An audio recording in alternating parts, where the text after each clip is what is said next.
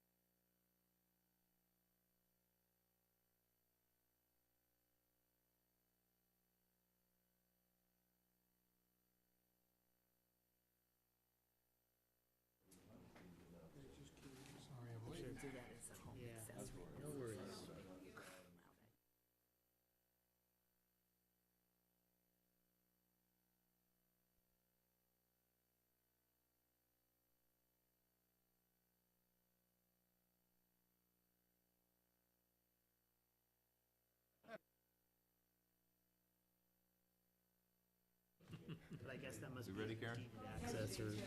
Sure, we're ready. Let me call the meeting to order. This is the meeting of the Scituate Planning Board. It's dated 13 June 2013, and we're in the Selectmen's hearing room. I need the acceptance of the agenda. So moved. Do I have a second? Second. All those in favor? Aye. Thank you. First item on the agenda is a public hearing, accessory dwelling special permit for 75 Moreland Road. Before we start, Paul, before you start, let me read the notice. This is the notice that has been published for this public hearing. In accordance with Mass General Law, Chapter 40A, Sections 9 and 11, and with Scituate zoning bylaws, section 530, accessory dwelling special permit, and section 940 referrals. The planning board will conduct a public hearing at 7:30 PM on Thursday, or June 13, 2013, in the Selectmen's Hearing Room, Town Hall, 600 Chief Justice Cushing Highway. The subject of the hearing is an application submitted by owner applicants John F. III and Catherine M. McNamara for accessory dwelling special permit for a detached accessory dwelling for property located at 75 Moreland Road. Property is shown on the assessor's maps, block parcel 64-9-8. Plans are available for review in a planning board office, Town Hall, 600 Chief Justice Cushing Highway, during normal business hours. Abutters and other interested parties are invited to attend this public hearing. Obviously, it has been published and been read by at least one or two people. Welcome. Paul. Introduce yourself while you're getting set. Process works as follows. What Paul will do is he will, on behalf of the applicant, will provide what they're proposing to do. At that point, we will then hear from the town planner. We'll then have questions from the board. We'll then have comments from the public. So that's the process. Thank you.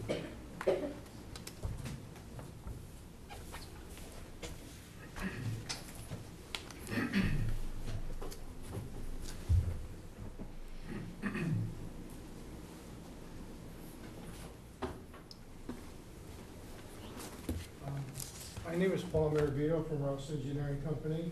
We're representing the owners and applicant of the property, John and Catherine McNamara, who are sitting in the front row this evening.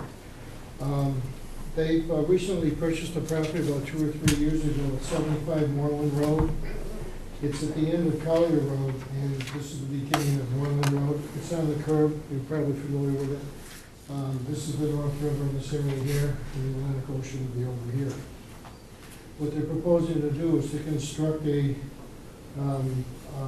detached accessory dwelling on their property at the northerly portion of the lot. Under the zoning bylaw, they are entitled to that, subject to a special permit issued by the planning board. We filed the application on April 24th of this year. Since then, we received comments from the water department, and they're in agreement with the fact that we show a separate water service to the building. I spoke to Bob Grolan at the sewer department. The sewer for this building will be connected to the existing service for the home. There is existing gas in the street we're still connected to as well. Where they're on the sewer, there's really no issue with the Board of Health. As part of the application, the applicants had to submit, and they did a separate notarized letter saying that they would occupy one of the two dwellings on the property, and they do intend to do that. The proposed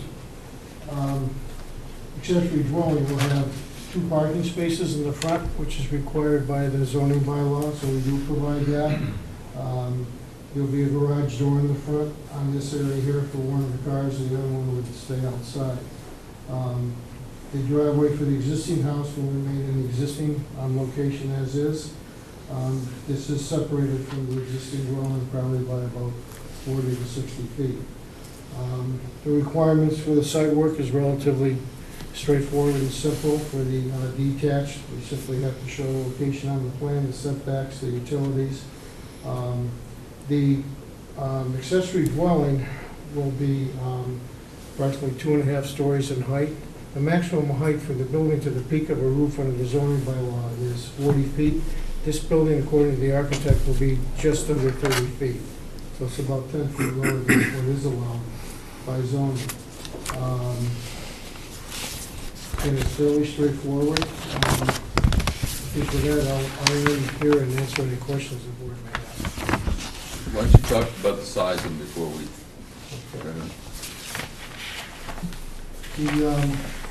The area of the accessory dwelling is going to be 1,478 square feet, or 39% of the existing dwelling.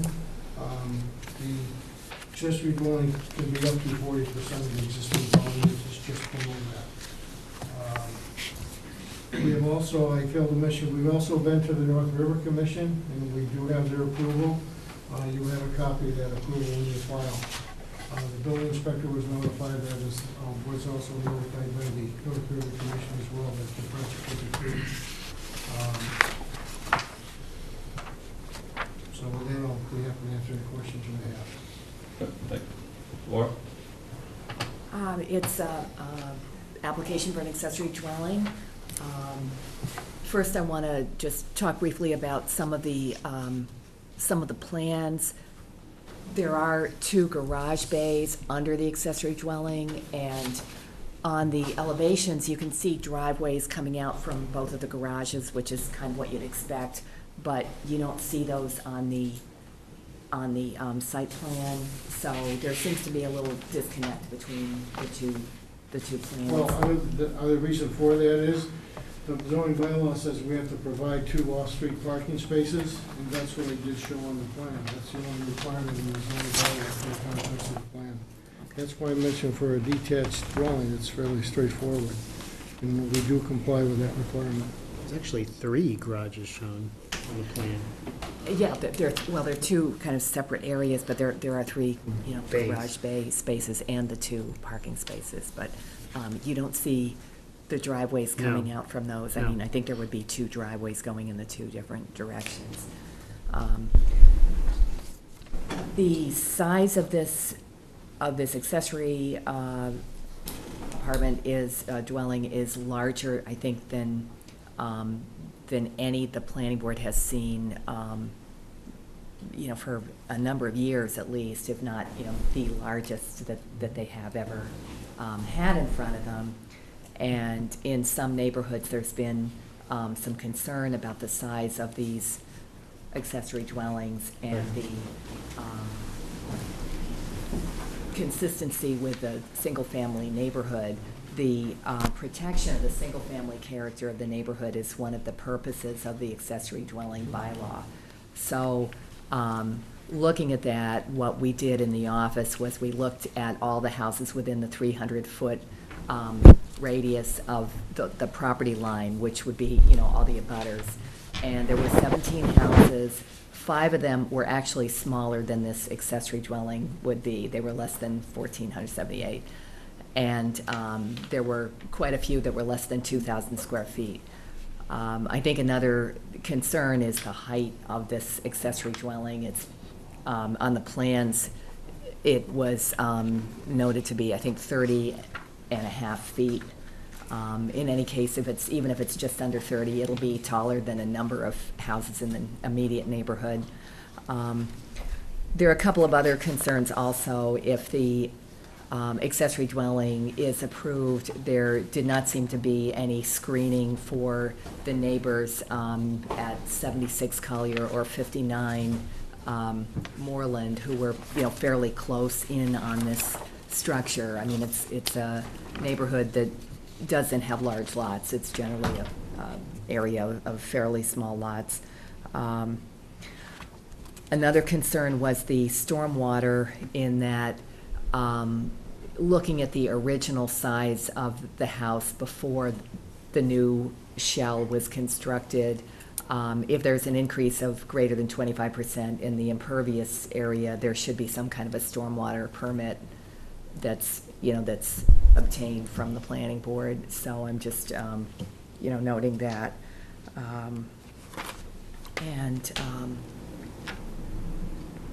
I think that's basically, the main points that I had. Thanks. Thank you. Richard? So as a point of clarification, you'd mentioned the height was, and I want to say, is it 30? The architect measured it based upon the contours, and she says, and for her first email, it was 30 feet 5 inches. Then she told me, using our grades, it's just a hair under 30. So call it Now, 30 feet 5 inches. Is that to the top of this ridge line, or is it to the top of the cupola? Because I see that there's a cupola that's actually shown on the renderings, but it's not shown on the actual elevations. It's the ridge line. Is it to the ridge? line. The ridge line, Yeah, so the those are the cupola would ridge then be, lines. if you did that, like another, 3 or 4 feet? 40 feet is a very high roof line. You don't see many of those in Scituate. And the owner never intended to have a house that high. That's why it's 2.5 stories.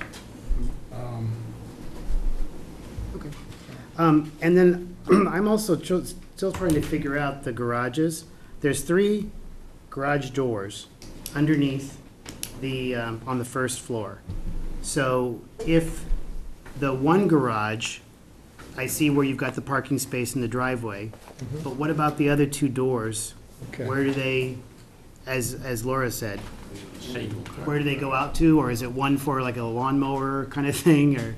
That's part of it. The other part is on the existing house, the existing house is the 1-car garage. Right, As I mentioned earlier, they're gonna be living in one of these homes. They also have a large family, and expected that the children will live in that house for a while. And when they leave, Mr. and Mrs. McNamara will live there, and one of the children will occupy the larger house. So one of those garage doors you see on the right side there will be used for the second car for the existing, for the larger house, and the other one is pretty much for storage underneath the house. so just as a point of clarification, where you've got, on the plan where you've got the existing concrete drive going to the existing dwelling, would there potentially be like stone or something going to the other garage door, which I would see as being on the plan in the southerly direction? Yes, yes, he would have some kind of a stone driveway as opposed to lawn. I mean, it'll either be stone or paved. Okay. I guess for me, the main thing here to look at, I mean, it seems like we've actually, it fits all the letter of the law pretty much per se, as far as but it's, the idea is that, is it clearly subordinate to the other house? And just looking at these 2 renderings, they actually look like 2 single-family homes. I don't see that the carriage house is really subordinate, at least initially looking at it, that's my feeling. It's a home in its own right. Very, very nicely done, I might add, very beautiful architecture. But when I compare it to the rendering of the existing home, so that's kind of an issue for me. So I think that's what Laura was bringing up, the fact of that it is one of the larger accessory dwellings that we have if we were to approve this, that's come before the planning board. Could I just address that and point out a few things? One of the things that's very unique about this lot, I think it's 24,000 square feet in size. This lot is really spot zoning. Everything around it is in the R3 district, which is only 10,000 square feet. When they drew the zoning line, what they should have done was take it down around the curve on Moreland Road, but it wasn't done. For whatever reason, this one lot and the entire neighborhood ended up being in the 20,000 square foot zone. So this lot is this lot's about 2.5 times is the minimum lot requirement in the zoning district. The other thing is, with respect to the size of it, your bylaw is clear. It can be 40% of the existing dwelling or 750 square feet, whichever is larger. It is 1,428 square feet. A few years ago, I came to the board, and the board approved one on Man Hill Road that was, I think, 1,200 or 1,250 square feet. Again, it's based upon the size of the existing dwelling. And when we did this, we followed the zoning bylaw exactly.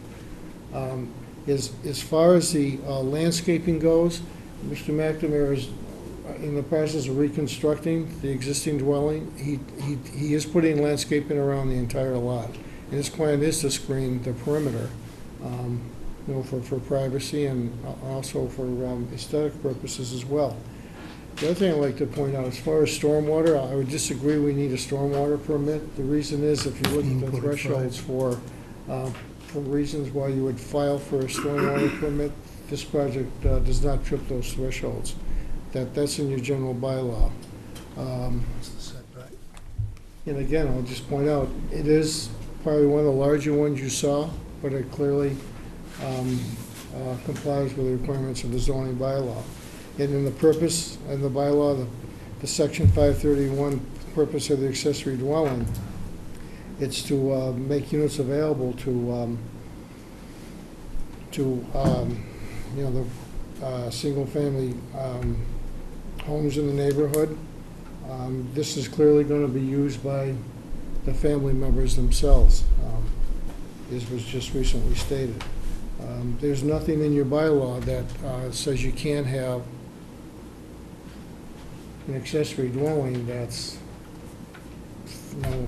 anything, that's, the bylaw is clear, you can't have a dwelling over 40% of the size of the existing dwelling, and it is close, it's 39.6%, but it does fall within the limits as prescribed in the bylaw. I think the language of the bylaw also states that the accessory dwelling is clearly subordinate to the main dwelling.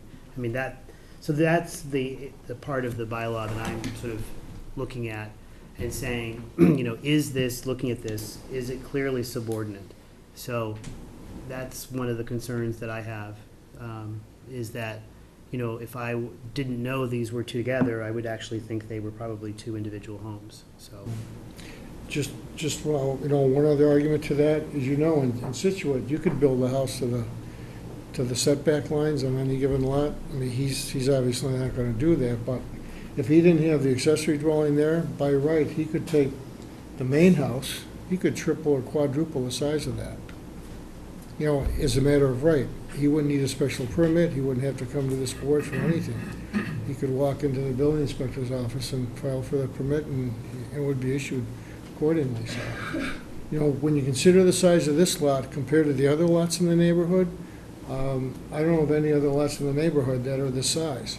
So when you look at it from a proportionate point of view, and what he could do on the site, that accessory dwelling is not large by any means.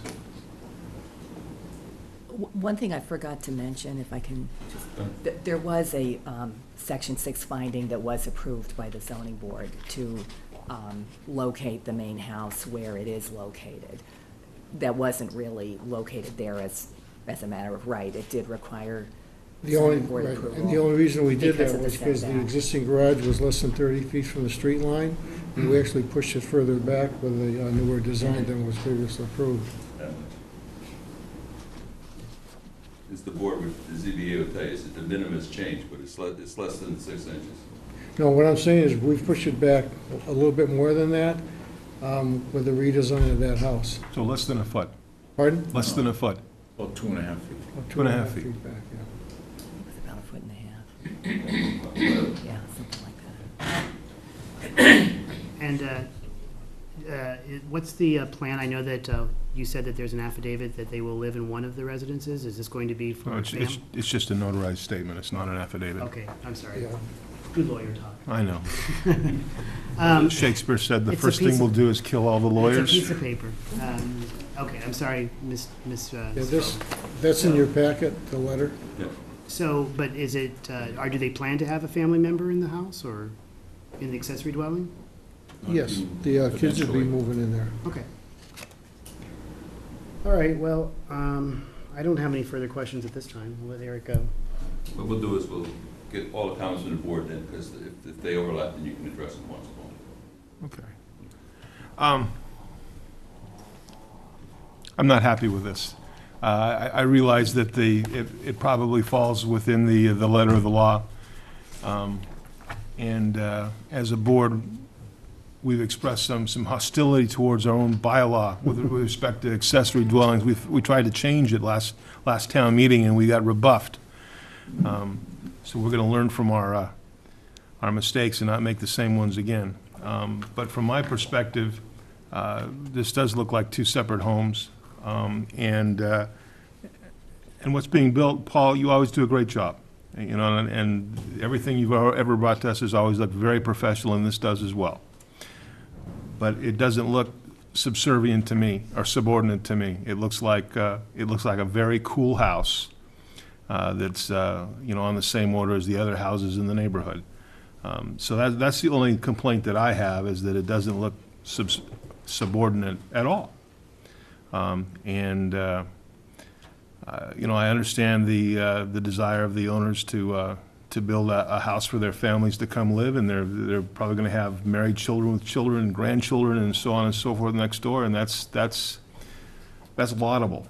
But I'm not sure that this is necessarily the right way to do it, even though I think at this point you probably can. But I'm not happy about it, and that's all I have to say.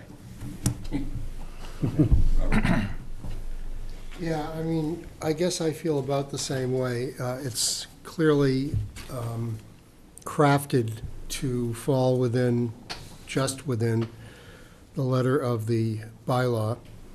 We do still have special permit granting or not granting authority. So there's some leeway here, I think, for the board to act and make a decision. You know, I'm reading from the bylaw, it says the purpose of the accessory dwelling bylaw section is to provide an opportunity for homeowners who can no longer physically or financially maintain their single-family home to remain in homes they might otherwise be forced to leave. And clearly, there are other provisions, but that happens to be the first one. And I think quite an important one, and I cannot imagine that's the case that's being addressed here. You know, we've heard that family members will live here, and that's great. My son's back from college living at home, and I certainly wish I had another house somewhere else on my property he could be living in. But he's living in the same house as myself and my wife. It's interesting, but the sort of most persuasive gut argument for allowing this project seems to me to be the lot size, and to a certain degree, the lot configuration. I know the neighborhood well. My folks lived right at the bottom of Collier for many years when I was growing up.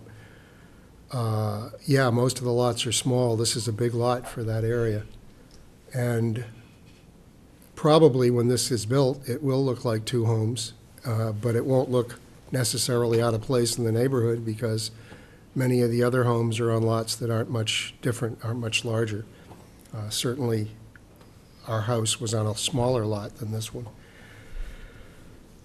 It just, I know that the residents of Third Cliff are here to mainly, well, I don't know that. I'm going to let them speak for themselves. I guess I would be concerned. The representation that family is going to live here is one thing.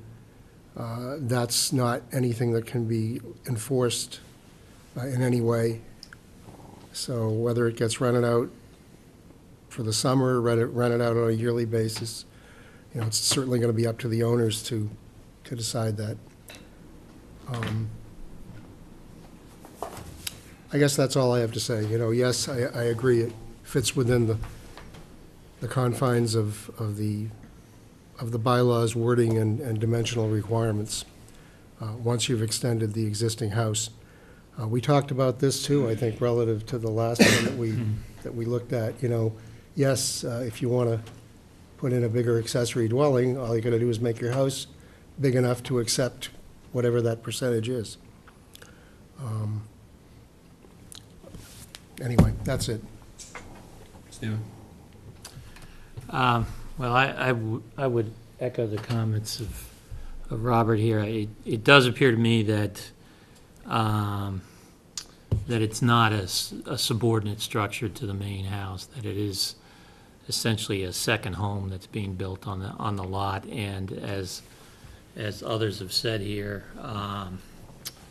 it appears that it meets certain segments of the bylaw. I would say that the dimensional requirements are not the only thing that the special permit procedure addresses here, and I think the subordinate nature of the dwelling still needs to be addressed, and it's not in the bylaws that you just decide by math whether this is something you can do or not do. So I guess I would disagree a little bit that by the letter of the law, it appears you can do this. I think we still have to address the issue of whether it's subordinate or not, or clearly subordinate or not. And sort of my initial reaction looking at the layout, looking at what is a very, very nice design. It's a beautiful house. I don't know the neighborhood as well, so I'll have to rely on others. Maybe part of what we should have seen here is just kind of the lot dimensions for the surrounding areas and stuff, but it does feel to me like we're creating a second home here, not an accessory dwelling. Well, Those are my general thoughts as well. Again, with the lot being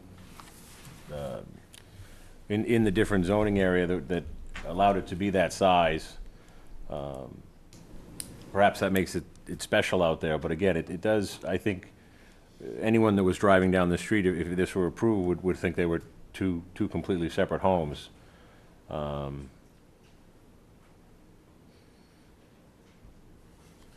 That's about the extent of my thoughts on that.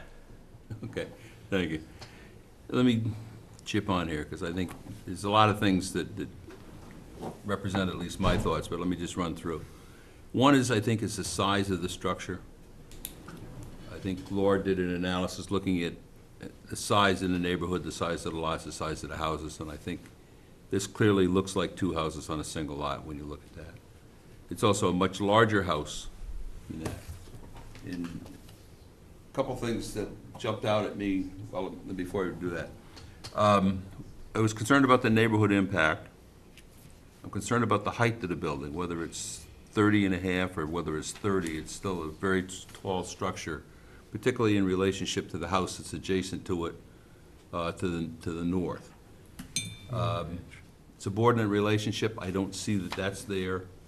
I think you've done an absolutely phenomenal job of making it dimensionally compliant, but I don't think that you've looked at to protect the stability, the property values and character of the single family neighborhood where it's being existed.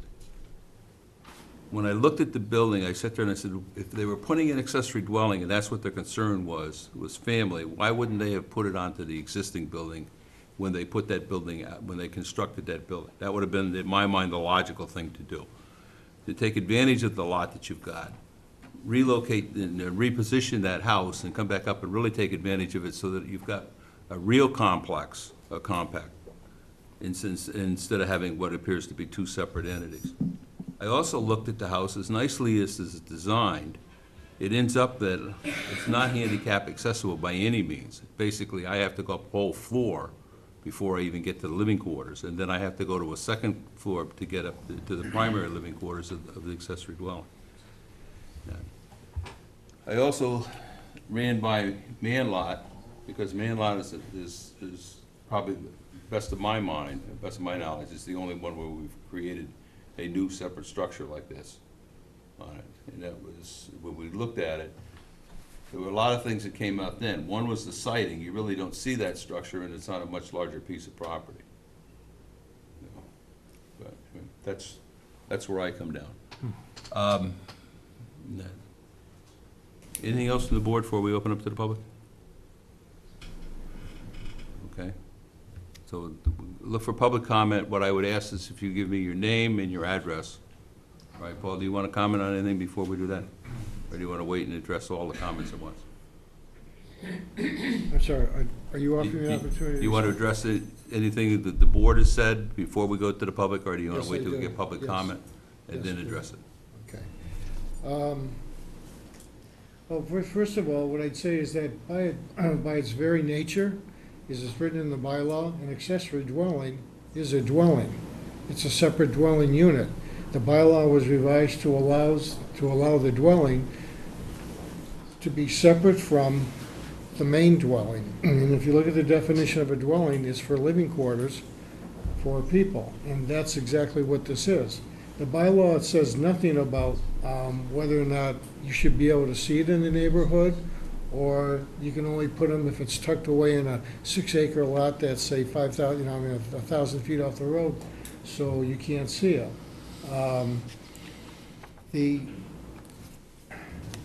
The reason that's separated too is the North River Commission has very restrictive requirements. For a principal structure, you can only have a certain width based upon your river frontage and the setback from the river. That's the other reason that we can put that separate structure up in the northern part of the lot.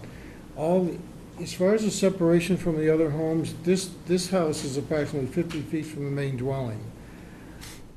The lots in the rest of the neighborhood, because they're in the R3 zone, those houses only have to be 16 feet apart. You can have one house on one lot, and the homeowner on the other lot, it's only an 8-foot side yard setback. So you could have two houses 16 feet apart. We've got almost 50 feet separating these two dwellings. And again, it's a detached dwelling, and by its very nature and its very definition, it is to look like a separate house, because people are gonna live in it. I think, Bill, you mentioned you did see the house on Manlot Road that we did earlier. I mean, if you look at that, that's clearly a separate house, but that's what's allowed under your bylaw. As far as access, the handicap access, they can put an elevator in if they need it. Some people are doing that. You know, if they ever needed to do that.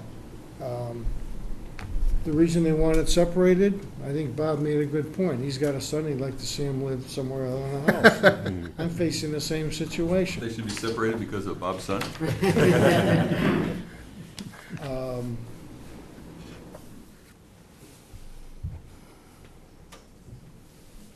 As far as this, the definition of a subordinate use, I'm not clear what the board's definition of subordinate is.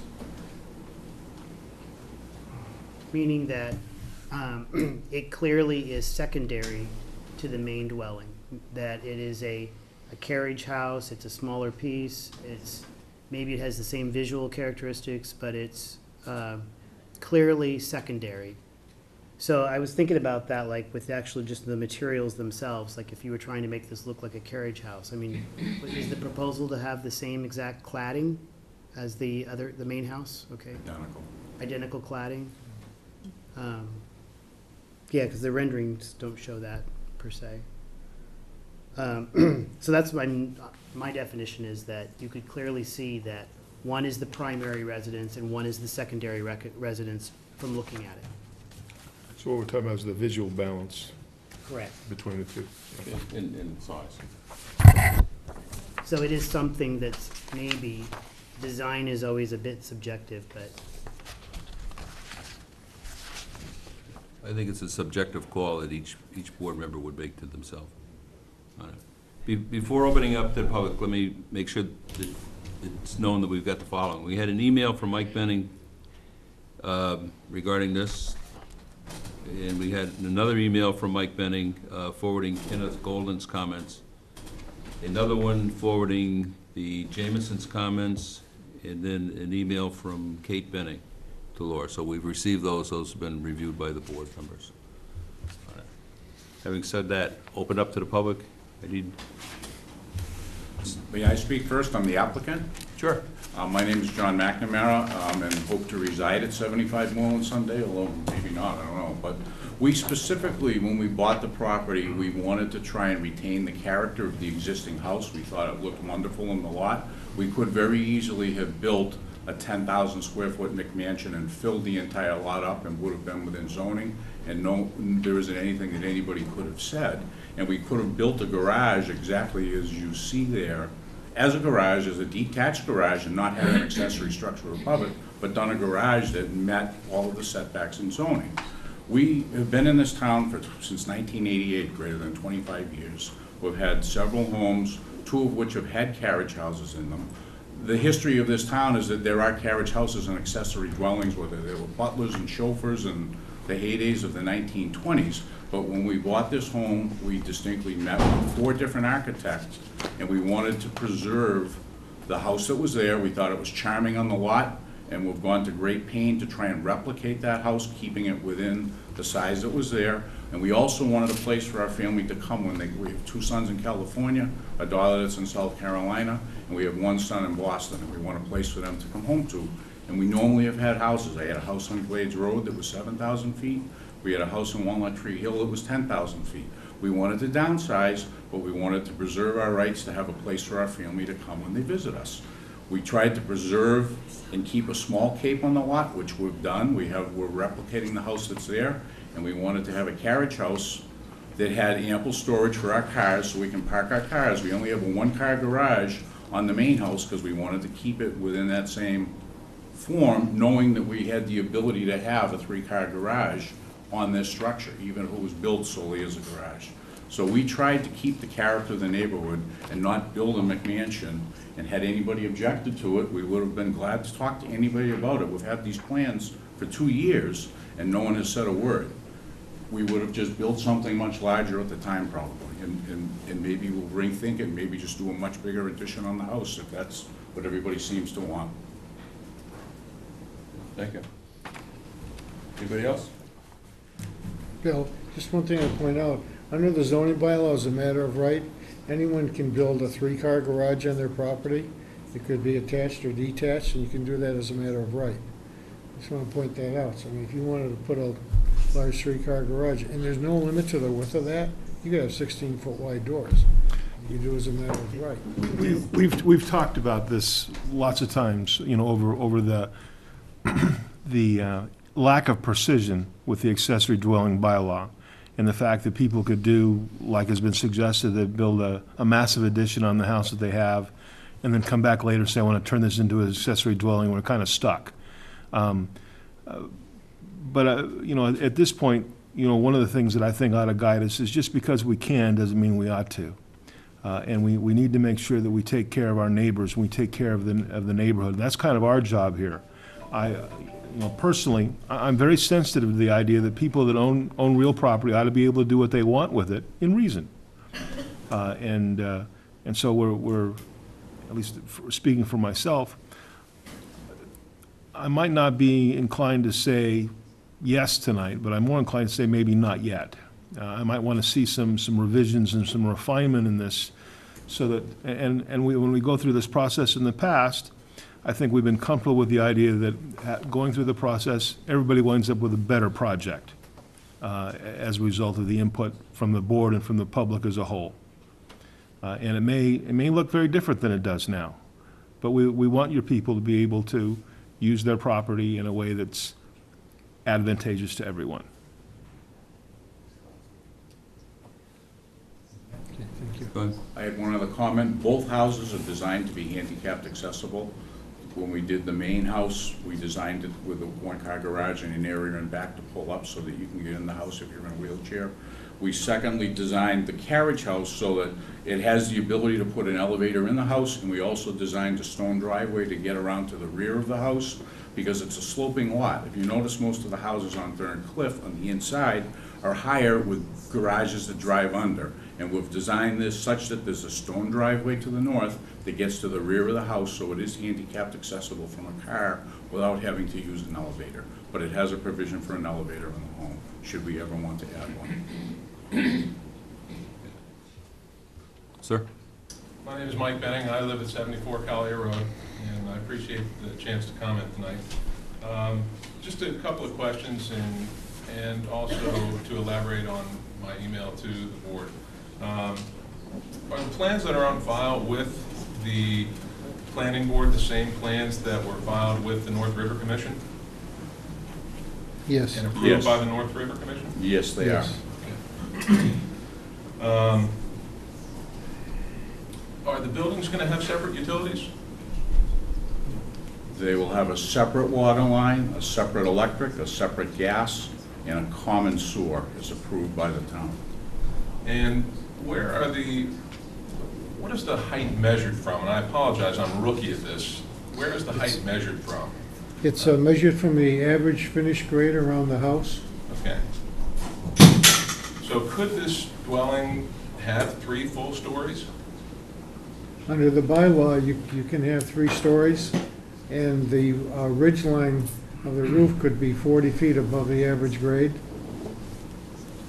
Under the zoning bylaw, Okay. you can do that as a matter of right. That's clearly not what is proposed here. And is it possible that these garage units could be converted to living space? No. And the reason being is that you're limited to a certain percentage of gross floor area, and gross floor area would clearly, I mean, any living space would be included in that definition, and we're at the limit, well, we're just about at the limit with what's proposed now, so the Unless answer the is main no. house got bigger. The restriction in the living, terms of living spaces is 40% of the main structure.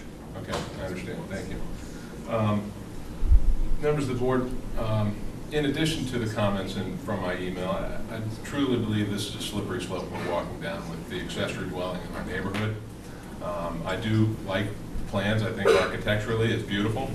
My concern is just, we have one of the last pristine spots close to the spit. This is a valuable, valuable piece of real estate that could be rented out by the week, by the month, by the summer. And perhaps the McNamara's have no intention of doing that, but what about the subsequent owners of this property? These are the questions that I have that are just aching at me right now.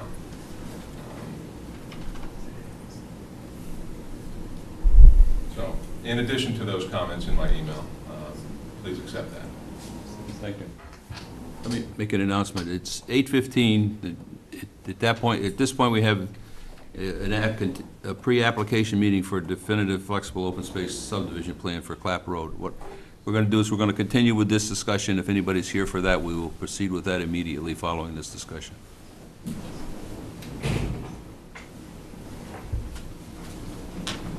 Any other public comment? Sir?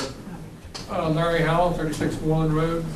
By virtue of the square footage of this lot, could it possibly be subdivided and that house sold off? No, No. Isn't it 10,000 square feet on that side? no. No. It's the only lot on the entire inside of the circle that's zoned 20,000 square feet. Every other lot is 10. That's the only lot that's 20. Could it be broken up in half?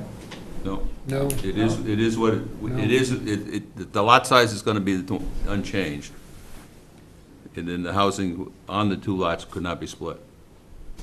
Bill, or maybe Laura, is there a recourse to the ZBA if somebody wanted to, claim hardship and have this rezoned to R3?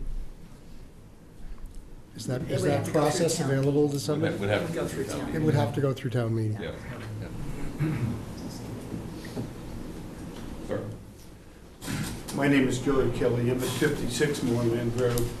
There are a number of us who live on Moorland Road, albeit not on the inside. Larry is one, I'm another, Bob Serino is another, that have similar sized lots.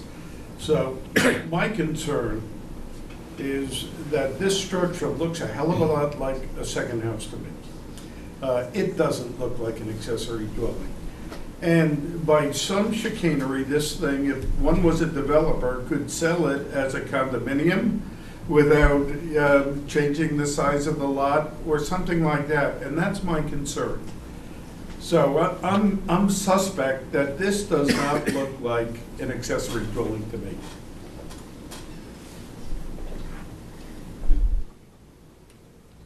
Sir? Paul Barrett, 14 Michael Ave. In addition to the comments that have already been made, I'm very concerned about the density of the existing neighborhood. There's been a lot of talk about the size of the dwellings in the immediate neighborhood, the size of the lots all being much, much smaller than this lot is. The density is already incredible in Third Cliff. There are very few homes that sit on lots that are larger than 10,000 square feet, and every square foot of that open space is much appreciated by every single neighbor that lives there.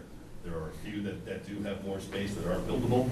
As you said, it's one lot, you can't subdivide it, and we love those neighborhoods. We love those lots because it does give us that extra room.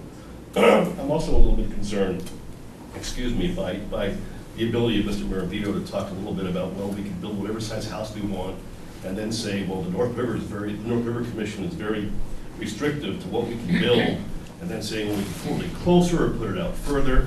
It seems to me that he makes arguments based on whatever's best for his particular situation and not necessarily what's going on with the lot. The other thing I'm concerned about is the McNamara's, and again, I've got no reason to not believe what they're saying, but Mr. McNamara just said, we hope to live there someday. Now, they're building a new house. I would assume that they're gonna live in that new house. They hope to live there? I don't know. And the other comment that they made, which was, they can't convert, or Mr. Miravito said they can't convert the garages into living space unless they put a new addition on the existing house.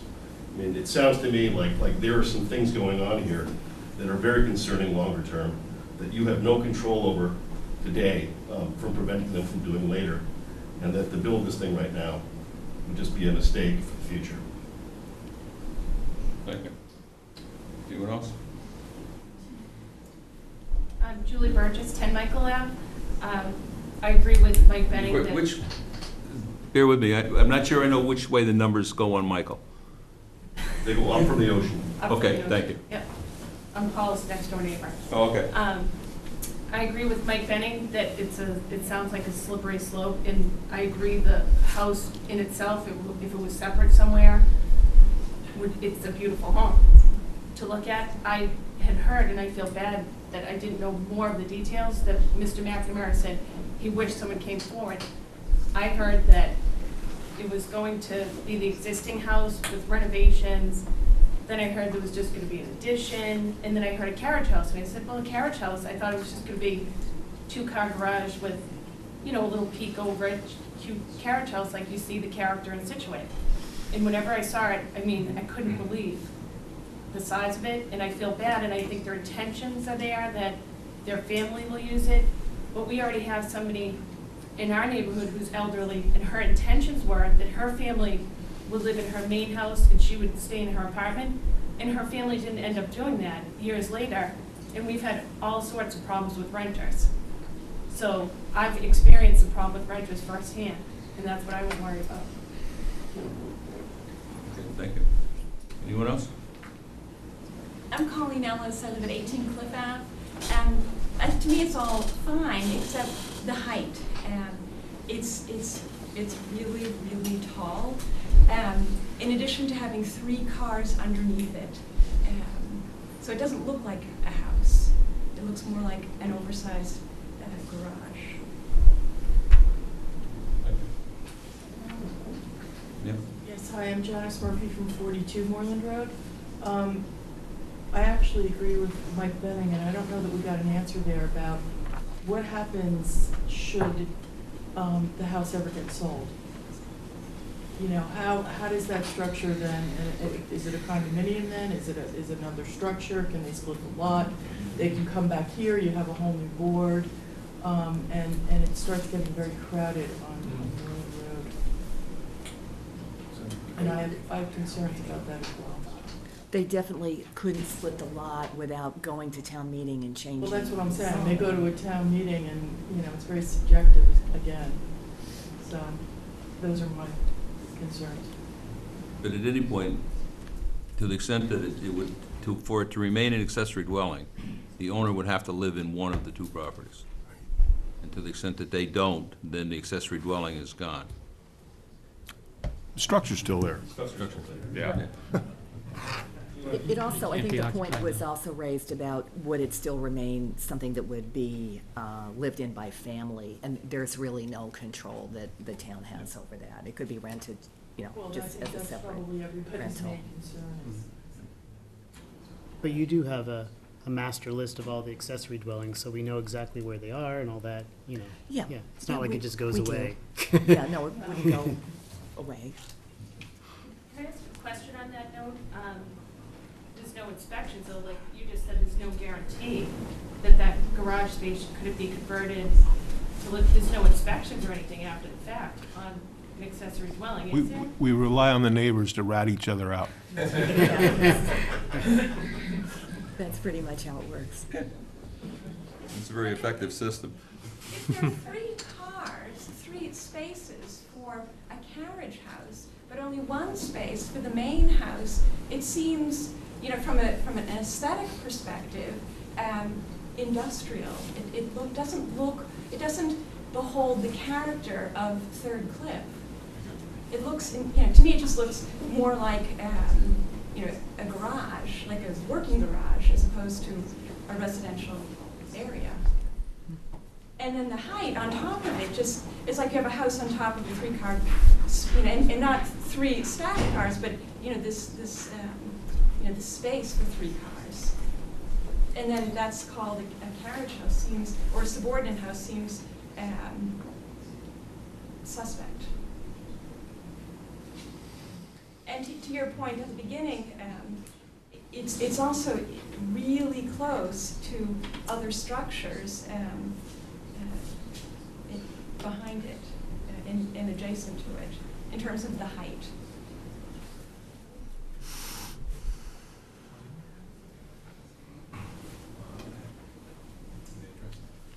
Okay, anyone else? Sir? Yeah, Joe in East 62 Collier. I have a question to the board. Is there restrictions on the amount of cover in that area? Percentage of the lot size?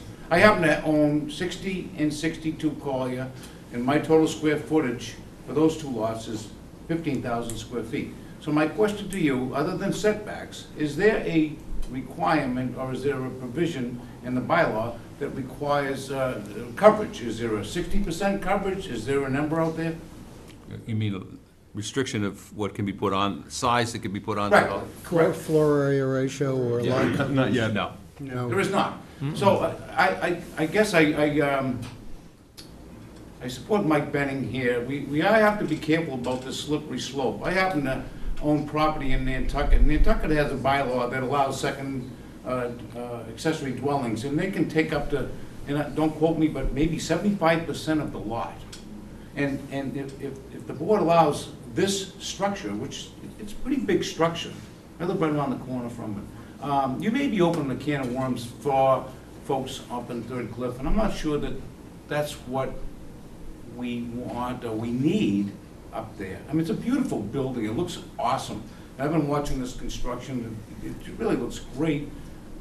I think we have to be careful about what we allow, because if we do, I mean, I have two lots, 7,500 square feet, but maybe I'm allowed to build within 20 feet of my back lot in 8 and 8, and I can shake my neighbor's hand to my left. He's a great guy. We're that close, but I may be allowed to build these 30-foot structures on the back of my two homes. I'm not sure that that's what this is about. Yeah, that's already exists. That's a different question of what we're looking at. No, but I'm just I asking understand about, your I'm asking about, is there a provision for, is there in the bylaw for how many percentage of area that we can put on a lot? And I think you answered it was no. Not yet, at least. We've talked Not about yet. it, we've talked Correct. about it, but it hasn't. No, they have a great lot, and 24,000 square feet. Again, I have two lots, and I only have 15,000 square feet. But, so I think it's a slippery slope. Okay, thank you. Anyone else? Back to the board. What's the pleasure of the board? I have one more question Sure. of Paul, I think. Paul, the grading on this lot comes up from the street and goes to the east in terms of going up the hill, if you were. Slope uphill. The rendering that we've got portrays this new structure as being on a flat piece of land, which is not exactly accurate, right? It's, the land is higher at the rear It's than at the architecture, and front. she doesn't have any, This one, right? that's right, she doesn't show any, I think that's the proposed house? Yeah, this is the accessory.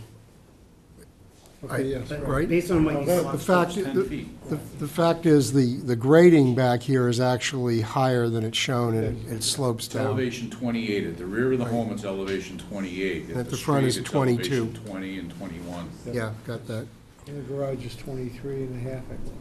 So I guess what my conclusion is, this isn't quite as stark and tall as it appears in all cases. There's a little bit of a mitigating factor in terms of the grade relative to the home itself. You're not the architect, obviously, but have you worked with the architect? I almost wish the architect were here tonight. She was planning on coming, but she wasn't able to be here because of a family matter. I think, we might really want to talk with her as well before making a final decision on this matter. At least I would want to. Well, I'm just thinking, Bob, as you said that, so we're saying on this rendering, the grade goes like this? Well, it's basically, whoops. Yeah, it's sort of bermed into, it's the hills going up a little bit like that. So does the so house this- actually have to sort of raise up? No, So are we, in I- other I'm words, is it gonna assuming look it's the taller in the front? I'm assuming this is the front, Yeah. and that's as tall as it's ever gonna get. It actually gets a little shorter in the back. But if that's the case, Built into Bob, the hill slightly, isn't it? if it They're is, like The widest, if it is no. built into the hill, Yeah. on the north face there's a window on the garage, which would then be It's in the like dirt, this, right? if I So it's see here it like correctly. Yeah. Well, unless it's a high window. I mean, it's not totally built into the hill, Richard. It's in a The rear is couple, 3 very- feet. The rear of the house Comes through. is, the lot slopes from the rear back about 8 feet. Correct. The rear of the house, you can walk into the house from the grade. But if, I guess what I'm saying, if that's the case, the rendering here, shows a window in the garage that would, at least what I would understand, to be partially That's obscured next to by the dirt. single garage door. Yes, That's the front of the house, which would be level to the street. Yeah. In other words, the front of the house where your driveway is gonna be at the grade of the street. The rear of the house, the contours around it are much higher. The lot slopes 7 or 8 feet. correct. Yeah, this is the street right here. Yeah, the street's The single on this But side. then- Right, so that This means would- there's a to slope. slope what he's The street saying. in front of the you'd main have house to is have elevation something 17. like this. Yeah. It's 10 yeah. feet low. But if Yeah. that's the To case, Let's See have the actual, one The conversation here at a details time. are a Sorry. little, So you all set, Richard? well, I still don't quite understand, based on this rendering. Sloping up, the way I would see it is that the dirt would still be, I don't know if Paul can approach here. Well, if you look at A2, Richard, you'll see that But it's if sort this- of at the yeah, windowsill If this is level. the front, correct? This is the front of the house. And then this, you'd have to slope up to the back, and then here's this window here. I don't know how you could grade it and miss that window, is Well, she basically. only needs 8 inches here, but in the back here, I mean, the grades, I don't have grades, I could give you final the grades. I should probably- Almost looks like she's kind of addressed it here. Right, but see, even back here, Doors behind the She's drawing this without respect to the grades. No, I I don't think understand. she's really. I'm just trying to addressed the figure grades. out where it would be Accurate. based on where See these it. windows are and so forth, because the I way, have to show you a grading plan, and she may it, have. it goes up about 3 feet from the front of the house. to Rich- the It back goes of up the 3 house. feet. but I Richard, think- look at sheet A2. While you're looking at A2, I think the point that would be of my concern is the height is the same impact of the height that's going up from, let's say going up to where your north arrow is also where the second house is gonna be on the other side the fence is. Right, that's a So- side hill lie. Yeah. Yeah. No, So I mean, the height, you may have mitigated it somewhat in relationship to looking at it from the road, but you're gonna have the same relationship of that to the house behind it. And you're only 15, what is it, 15 feet from that? 15 feet from the fence. I assume the fence is on the line. We're 15 feet from the property line Yeah, here. yeah, I don't know where the fence is. The other thing, under the Scituate bylaw, you can have a house 40 feet to the peak, but under the North River Commission, you can only have 35 feet to the highest point of the house. You know, to make it from the front of the house. That was a limiting factor on the roof, it wasn't a Scituate zoning bylaw. The elevation of the lot in the back here is 28. The garage floor here is going to be 23 and a half. So from the garage floor to the back, there's about 4.5 foot. Okay. rise. And the first floor is then what, 8.5 feet up from the garage, something like that? Pardon? First floor is then like 8.5 feet up from the garage elevation? Yes, the first floor is at 33. So it'll be 5 feet above the existing. Suppose I could read it as easily as that, commission could look. right? Did you see that on the Just drawing? for the board's clarification, I brought a copy of the assessor's map. The yellow is the size of the lot in the neighborhood. And you can see the size of all these other lots, they're relatively small. This lot is huge compared to the ones abutting. These lots here are 10,000 to 6,000 square foot lot. This house is on 5,300 square feet, he's got 24,000 square feet. This is where the existing house, where the main house is, the other one is over here. These two lots alone are 9,300 square feet, almost 10,000 square feet, which is the size of the houses that you see here. So I mean, by its nature, accessory dwelling, this is dwelling, because by definition. and what We you're doing want to in emphasize effect- the accessory part, though, rather than the dwelling part. Yeah, yeah. Right, but what you're doing in effect is you're gonna put it right on this portion of the lot. If you look at the size of this part of his lot, it's pretty much the size of all the other houses around it. And when you look at the map, you can see it. I mean, But all the other properties around there, basically, their houses are filled to the lot. The houses are, Filled the lot. for the most part, Right. yeah. And we're looking to do the same thing on a lot that's twice as big. Sir? Yes, sir. If this just meets the letter of the law, then could other properties on Third Cliff simply apply for accessory dwelling permits if they meet the letter of the law? And then could Third Cliff ultimately become primary residences and accessory dwelling community? The short answer is yes, with the only limitation that I'm aware of is the number of accessory dwellings that could be approved in a year. That fair? Yeah, well, In a year? it's 25, so. In a year, there's a limit to how many can be done in a year For the town? for the town. Let me bring it back. What's the pleasure of the board? We're running late. Sir, So- go ahead. I'm Emmett Healy. I'm the abutter that's closest to this accessory dwelling. You're in the north? The upslope guy. You got the, what is it, a greenhouse? It's grayish Okay. with white trim. Okay. My house is pretty much, it's actually closer to the line than the law would allow now, because it was grandfathered in. And he's gonna be 15 feet with his accessory dwelling. I would ask if, is there any possibility that you could back that accessory dwelling into your property more? Is it possible? I'd be glad to, but there's a zoning bylaw that says I'd have to violate it. If I could slide it over, the problem is because I'm governed by a 20,000 square foot zoning rather than a 10,000 square foot zoning, it creates a buildable footprint, which is where we've cited the carriage house, and I can't put it closer to the main house because of the way the zoning lines are for setback. If you look at the setbacks, Right. it's there, it's drawn on the plan. He can't It's put it. drawn on the site plan. He can't, it has to, the accessory dwelling has to comply with all existing zoning. Okay, so he's got a variance on his house, but the accessory dwelling fits within all the requirements of the zoning for the 20,000 square foot lot.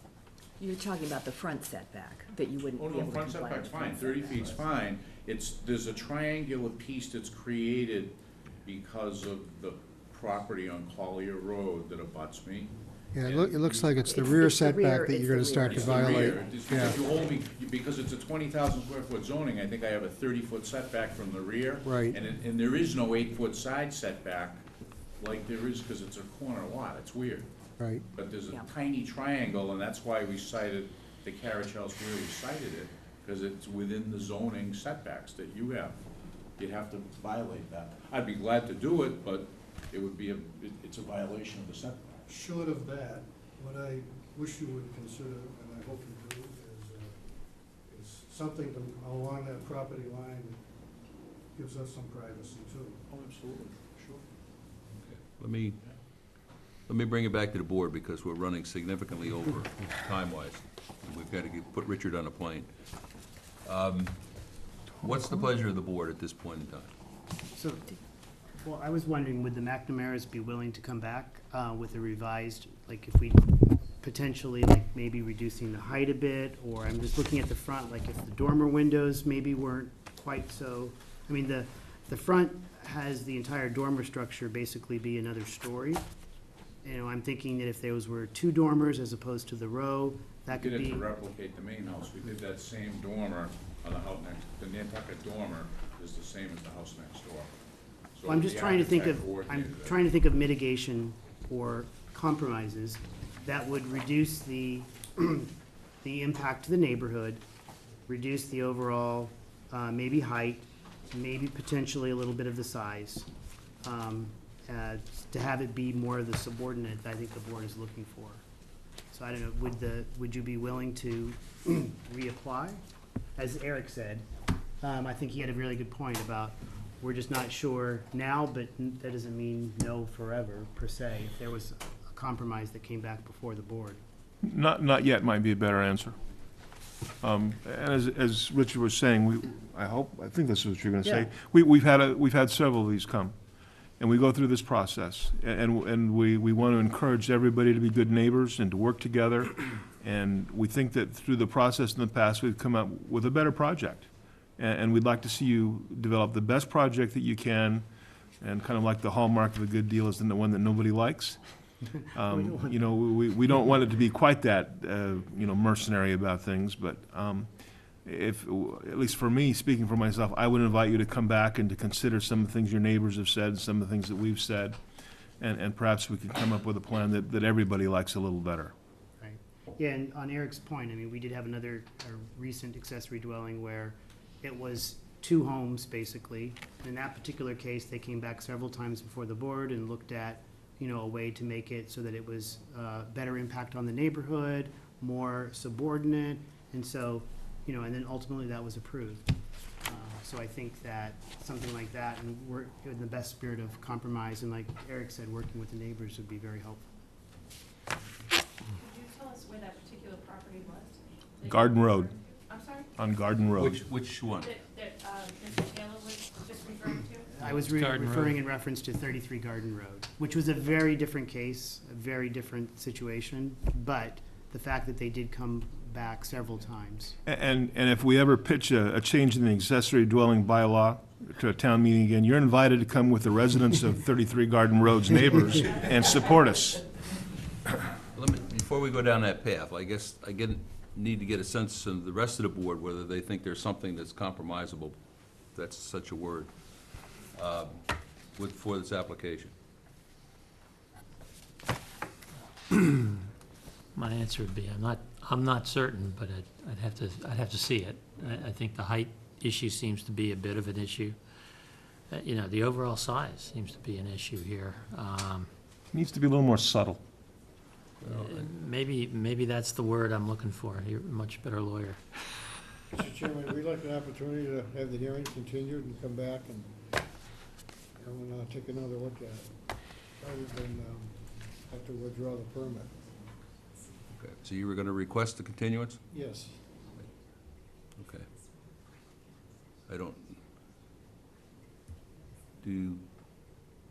Laura, they're looking for a continuance, can we give them a time certain? Yeah, we just can't do it on June 27th. You're booked, you know, through If the I'm whole night. running out of time today, I'm going to So- really run out of time on the 27th. Yeah, so, July 11th, you could, you know, put this at 7:30. Okay. All right. Okay. Let me make sure that everybody in the board's going to be here on the 11th of July? Yeah.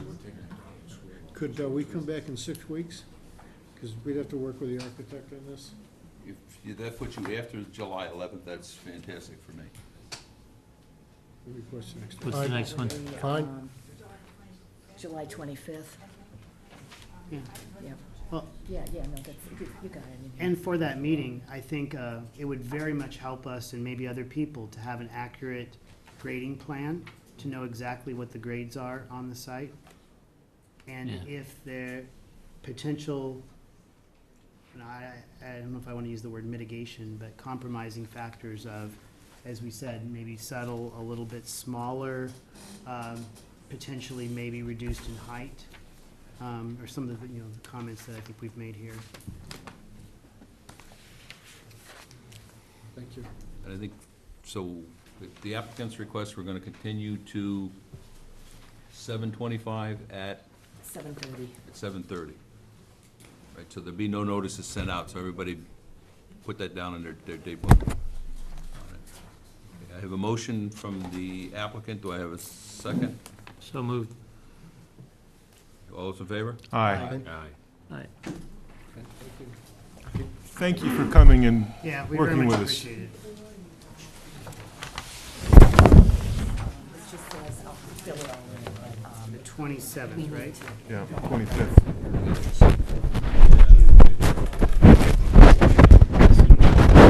Yeah, I know. That's my phone the other day, and it's like I had it front Jake's not as important. I mean, it's just, The you know, mitigate- the way the law is written, I mean, it's just, it's hard to get your Sign over mind here wrapped too. around it being subordinate. Oh, it's definitely not. It's not.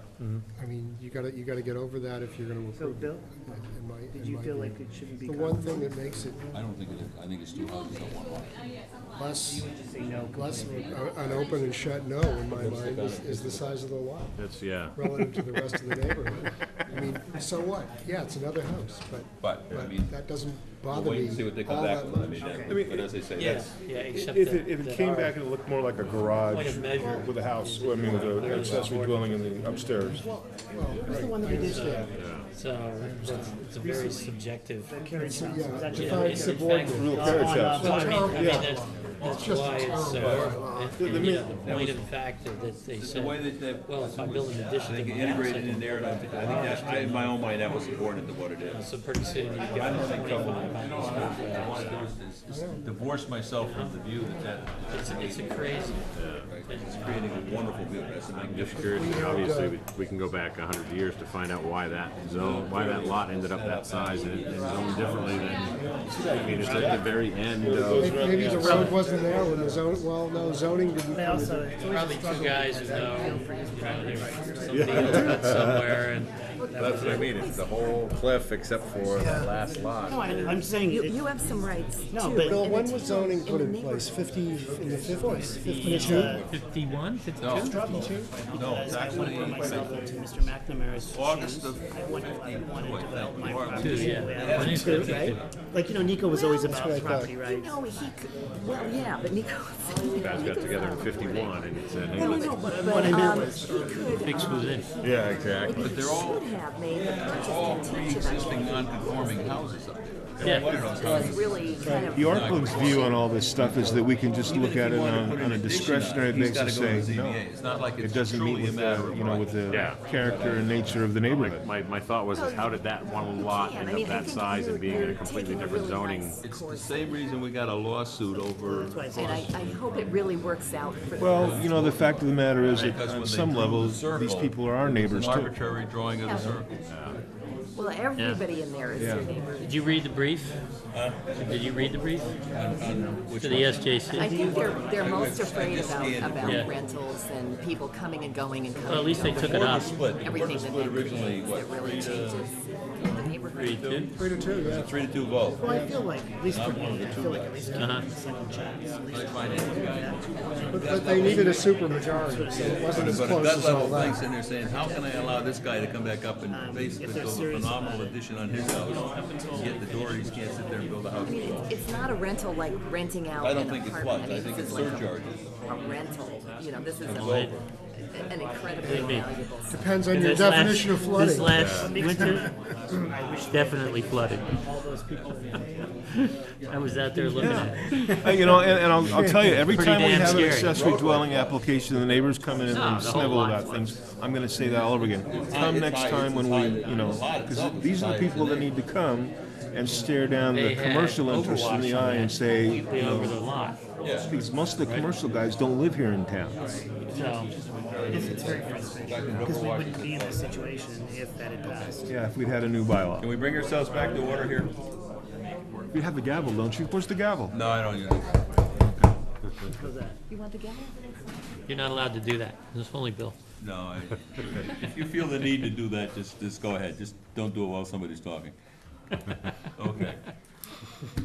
Needless to say, we've expended some of your time, but we will give it to you on the other end. Okay, it's now, we're having what was originally scheduled for the 8:15 hearing, but we thought we'd be better off continuing with that rather than continue it and then have to replow the ground again. So, anyway, this is the third pre-application hearing for definitive flexible open space plan for 214 Clap Road. Kinsey Engineering Group. Floor is yours. Thank you very much. For the record, Matthew Watsky here as counsel for the applicant. I have with me Deb Keller from McKinsey Engineering and representatives of the applicant. You have Dave Iantosca, Joe Iantosca, and Paul Book. When we finished here at the last meeting, there were a couple of key action items that the board was looking to have happen. Number one on the list was to take care of getting your peer reviewer on board and have him review the conventional plan to determine whether we had accurately determined the number of lots available as of right. So we've done that, and the town planner has engaged the peer reviewer, and Amory Engineering was hired and rendered his opinion. It was by letter dated May 15, I believe it is. Actually, no. May 17th. I'm sorry, May 17. By which he concluded that we have properly determined the number of conventional lots.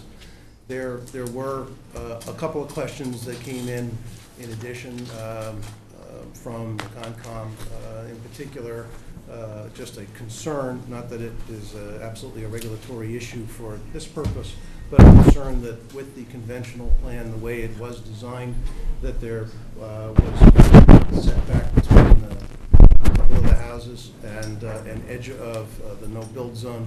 And Deb Keller will sort of walk you through that, just to show some changes that she's made, just to demonstrate that the conventional plan really was a buildable plan. And I'll hand off to her. Thank you. I'll go briefly. It's lots 8 and 9 that were ones that we're looking at, and the focus was to provide at least 10 feet so that both of the buildings could be constructed outside of the 50-foot no build. And both of them can be shifted. This one can be shifted even farther if need be, and this one obviously we can put a different footprint on to provide more.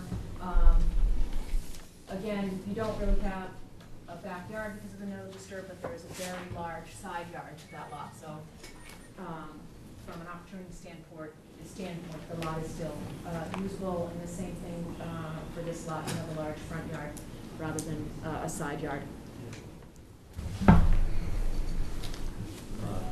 So Deb, do you want to talk a bit about the analysis that you've done regarding the drainage alternatives? What we've been doing since we last met was looking at some drainage options with regard to discharge in the rear basin as well as in the front, and what we could do potentially along Clack Road, kind of just looking at everything. We met with a couple of the butters to see if there were some options of either directing the flow towards the wetland that's to the west here, where it ultimately ends up, or whether we could, as we discussed at the last hearing, put a pipe in that could end up tying back into the discharge to the south of Clack Road. Okay. Is that for the conventional? That's plan? actually for the. It could be for either It could be one. for either one. But it works for the conventional. Yes, Yeah, because your okay. discharges are both in the same locations. Right. That's really all we had for you, unless there are questions from the board members. Laura? I think everyone got the letter from Amory. The letter's a little bit unusual because while he does talk about the 9 residential lots, he says that there are some issues with the conventional density plan that he thinks do need to be addressed. He refers again to the layout and shape of the lots not being practical. You know, unfortunately, that's, I think, really a flaw in the zoning bylaw that hopefully we can, you know, get on top of and do something about, maybe for the next town meeting. Add it to the list. Yeah, no, it's not that long of a list. Yeah, well, it's getting longer. Keeping track. Well, we started, we got A for accessory, now we're gonna add Z for zoning. Well, we have to forget about everything in between.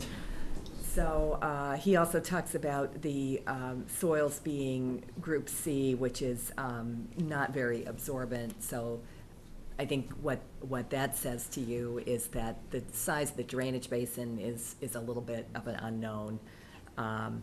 There have been some issues that conservation has brought up, not just with the setbacks from the wetlands, but also with how much jurisdiction they want to have over the different you know, possible areas within their, I believe it's 250-foot setback from the vernal pools, which is, you know, which is a big distance, but I think that's a little bit of an uncertainty. The other thing that's uncertain is the Natural Heritage Program, which is the state agency that protects rare and endangered species, and exactly what kind of controls they're going to want to have. So I think that really something you might want to really think about is whether it might make sense to wait until you get all the hard information relating to these things before even considering taking any kind of a vote about the number of lots. There isn't even an application in front of the planning board, so I think it really is kind of premature to vote on anything like that. And as far as the drainage, I think it's going to be very interesting to hear about that, but nothing has been sent out to the review engineer because, we don't really have an application. So, while we got, a little bit of money to do this letter, we didn't go into the full drainage review at all. So I think that's where we are. Just to clarify a few things, we did do, with regard to Amory's letter, his second bullet item in regards to the soil types, we have done soil testing out there. We do know what the soils are like. I would agree. Soil type C, consistent with that, so we will be following all of the regulations with that. And in our preliminary analysis for the drainage, we've taken that into consideration as well. So we're not disregarding any of that as we move forward in the preliminary stages here, as well as... Can I interrupt you on that? Sure. Just so I'm clear, this design here is assuming a type C soil? Yes. Okay, Yes. thank you. But you haven't really... We haven't completed it, but I've done preliminary drainage analysis to make sure that our peak rates from a preliminary standpoint, I haven't gone through the full detail, but the big picture is yes. Okay. In other words, you're willing to gamble more money, expecting that you'll have the right kind of soil. They know what kind of I soil. know what soil it is, so, when we get into the details, there may be some Right adjustments, but I'm not saying the basin's gonna be this big and I'm gonna find out later on it needs to be this big. I might have some adjustment when I fine tune it, but I shouldn't be off. Okay, yep. That's sort of why we do that preliminary. As you can tell, I'm just a dumb lawyer, not an No, engineer. no, not at all. There's no such But a thing. small change in the drainage detention basin can be correct for additional drainage. It's not a Yes. massive change. Yeah. Right, correct. And then also to concur with Pat Galvin, conservation agent, who in his memo mentioned that he did speak with a representative from Natural Heritage. Again, we have had preliminary discussions with them and feel very comfortable that either one of these projects would move forward with minimal change or no change at all with regard to any requirements needed through Natural Heritage, through our discussions and informal review with them. Okay. If I may, as I view it, the purpose of this preliminary process that we're in with the board is to get a real reading from the board, whether it's in support of the FOSD concept that we presented. And if we don't get a fairly definitive read from the board on that it will support the FOSD, that the default is to go with a convention. We feel that there are a lot of reasons why the FOSD is the better plan, and we should put the FOSD up. The FOSD is a better plan. It's just a better and more efficient use of the land. It creates a parcel that would be really integral to the other open space that the town has to the northwest corner of this property. We're looking at the trail plans that the town's boards have put together, and I think that the trails can be integrated into that open space parcel. And the kinds of concerns that have just been expressed about having more definition to our plan, such as natural heritage, is, in my mind, inconsistent with this preliminary process. I mean, we will go through the natural heritage permitting process, but the plan that we submit to them is the plan that we're going to proceed forward on. So it doesn't make sense to us to file an application with natural heritage for what we do. Would we submit an application with them for both of our plans? That's not logical for us. So we want to have the direction from the board that it's choosing one or the other of these as the direction for us to go. And then we'll go ahead and we will get the natural heritage approval. We've already done our preliminary work. We've done our homework with them. We're quite confident we're going to get an approval. The question is, which plan are we getting approved? So, and I would ask, and you'll recall the last meeting that I had, I asked the board to at least take a straw poll. I'm going to reiterate that request, that the board give us its views on whether it would support the FOSD plan. Councilor Webb? Has there been any changes at all to the lot layout, or I shouldn't say the lot layout, the house layout? I know one of the things we talked about last time was that shifting the house location so that there was some overlap, or there was, I think on the conventional plan, the board sort of liked the layout of the fact that the homes were sort of, not exactly right next to each other. They were shifted back and forth. Was there any consideration or any thought put into, or I should say, checking to see if that could be done for the flexible open space plan? We haven't as of yet, but it's something that's on our list of comments that you've made that we will evaluate prior to filing, a formal filing with you. I think one of the other comments was flipping the sidewalk to the other side. That I have on that list of things that we can do that we talked about.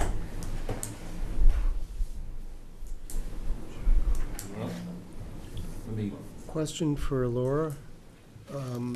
Based on the letter from Amory, based on the plan for the conforming subdivision, if you will, that's been submitted, do you see any reason that plan could be, for lack of a better word, blocked? Or can that plan go forward without impediment? I think it can probably go forward. I just would hedge your bets a little bit, and if you did want to take a vote on it, I would recommend that you do it, subject to all the information supporting the 9 lots. Yeah, we could do that. Where I was coming from is, it seems to me that the approval of the flexible open space development is an obvious no-brainer. I mean, that's a preferable development. The issue that was, it seemed to me, most prominent was how many homes can be put on this parcel using conventional zoning and conventional setbacks and conventional lot sizes and things like that, because that sets the development potential for the flexible open space. So I guess my question is, are we agreed that 9 homes can be placed on this parcel in a conforming plan? Well, that's what I was talking about, in my first, comment. It looks good on paper. Amory says that they think it'll work, but they seem to want to hedge, their statement a little bit. They talk about that it's difficult to assess whether the layout could be constructed without getting this decision from Natural Heritage. So I guess what I'm saying is, then I'm maybe not giving you the answer you want, but I think I'm giving you an honest answer. That's okay. You can't necessarily be like ironclad about it, but I think you can give them, maybe some assurance if that's what they're looking for. Understood, but all we're really being asked to voice our opinion on is whether the flexible open space development is a preferable route to take, as I understand it. Oh, okay, I heard something With- about I confirming the think 9 lots. With this the 9, density. yeah. Well, with the density of 9, With this density, yes. So 9 residences. Right. maybe I think what Bob's asking, or at least I'm trying to figure out, let's say, remove national heritage from the equation. Yeah, exactly, Okay? thank you. Pretend it doesn't exist. Oh, All right? And the Conservation Commission, Little for that hard. matter. Well, That's a little hard. well, I don't think I can No, go it's there. not. But, okay, but So- tell me why you want to do that. well, I think we're Understand trying better. to ascertain if, again, the density is, that's what we were really concerned about. So the density of the conventional plan, could it be allowed without the national heritage in the equation? Or is that you're trying to like I separate? mean, if we don't get, Yeah, if we I'm don't get trying those to- approvals, we're not gonna be I able don't think to you can make approve, that kind approve of anything. assessment though, right? I mean, it's essentially, we have a conventional plan that has some sets of limitations that somebody has reviewed on a conceptual basis. So the best we're gonna be able to do is give you a conceptual answer, subject to sweating all the details, which it always will be, right?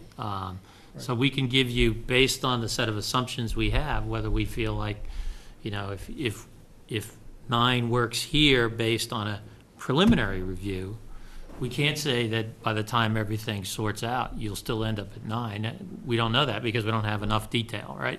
Well, actually, may I address that? Is the way the FOSD permit process works is that the density is determined on the basis of a preliminary plan that, for a conventional plan, and then you take the number of lots that you can create under review of that preliminary plan, and that's the number of lots that you use for your FOSD to go to the definitive.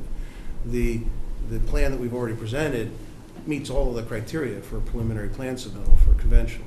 So we wouldn't plan on doing any further detailed drainage engineering on a conventional plan, I would think, where we're proceeding forward with a FOSD.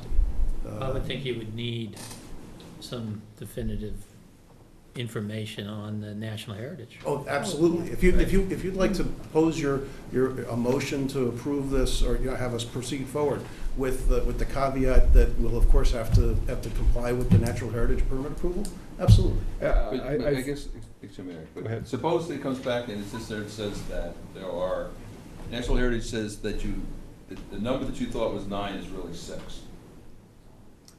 That there's this area, the core area sits there and says, you can't develop that area.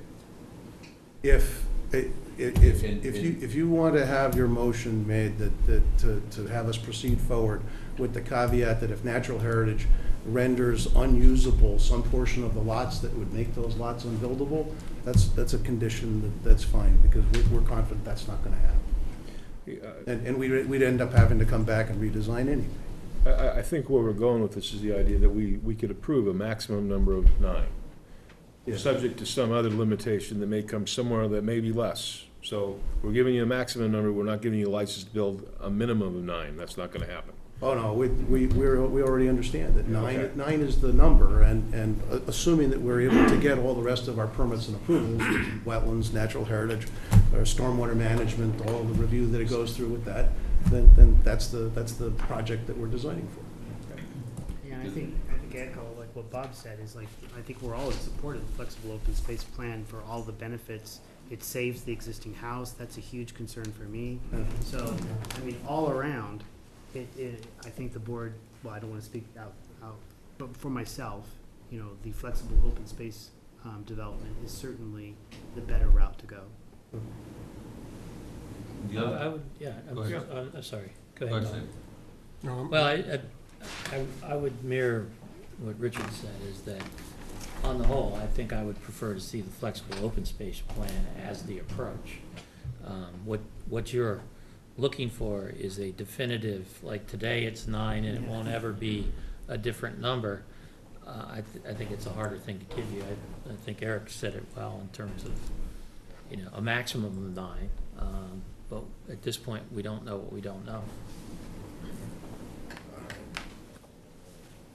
And then I've got a minor logistical issue is to come back up and take a vote that's meaningful to you, right?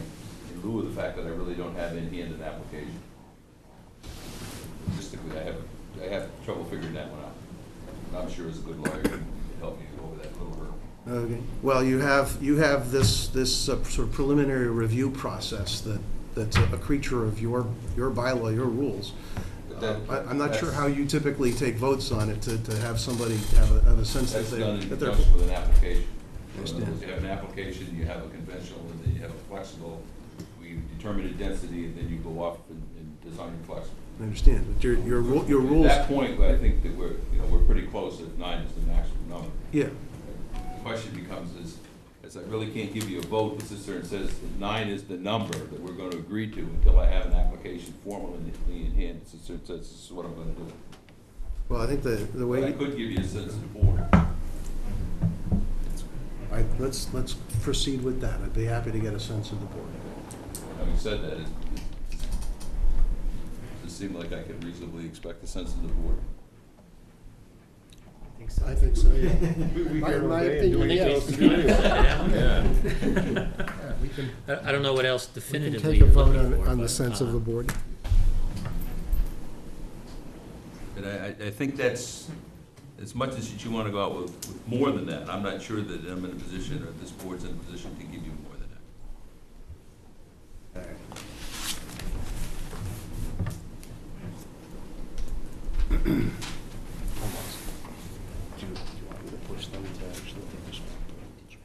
So you're talking that over, we'll see if we can't craft some sort of a thing that, a motion. Yeah. Oh, you want it?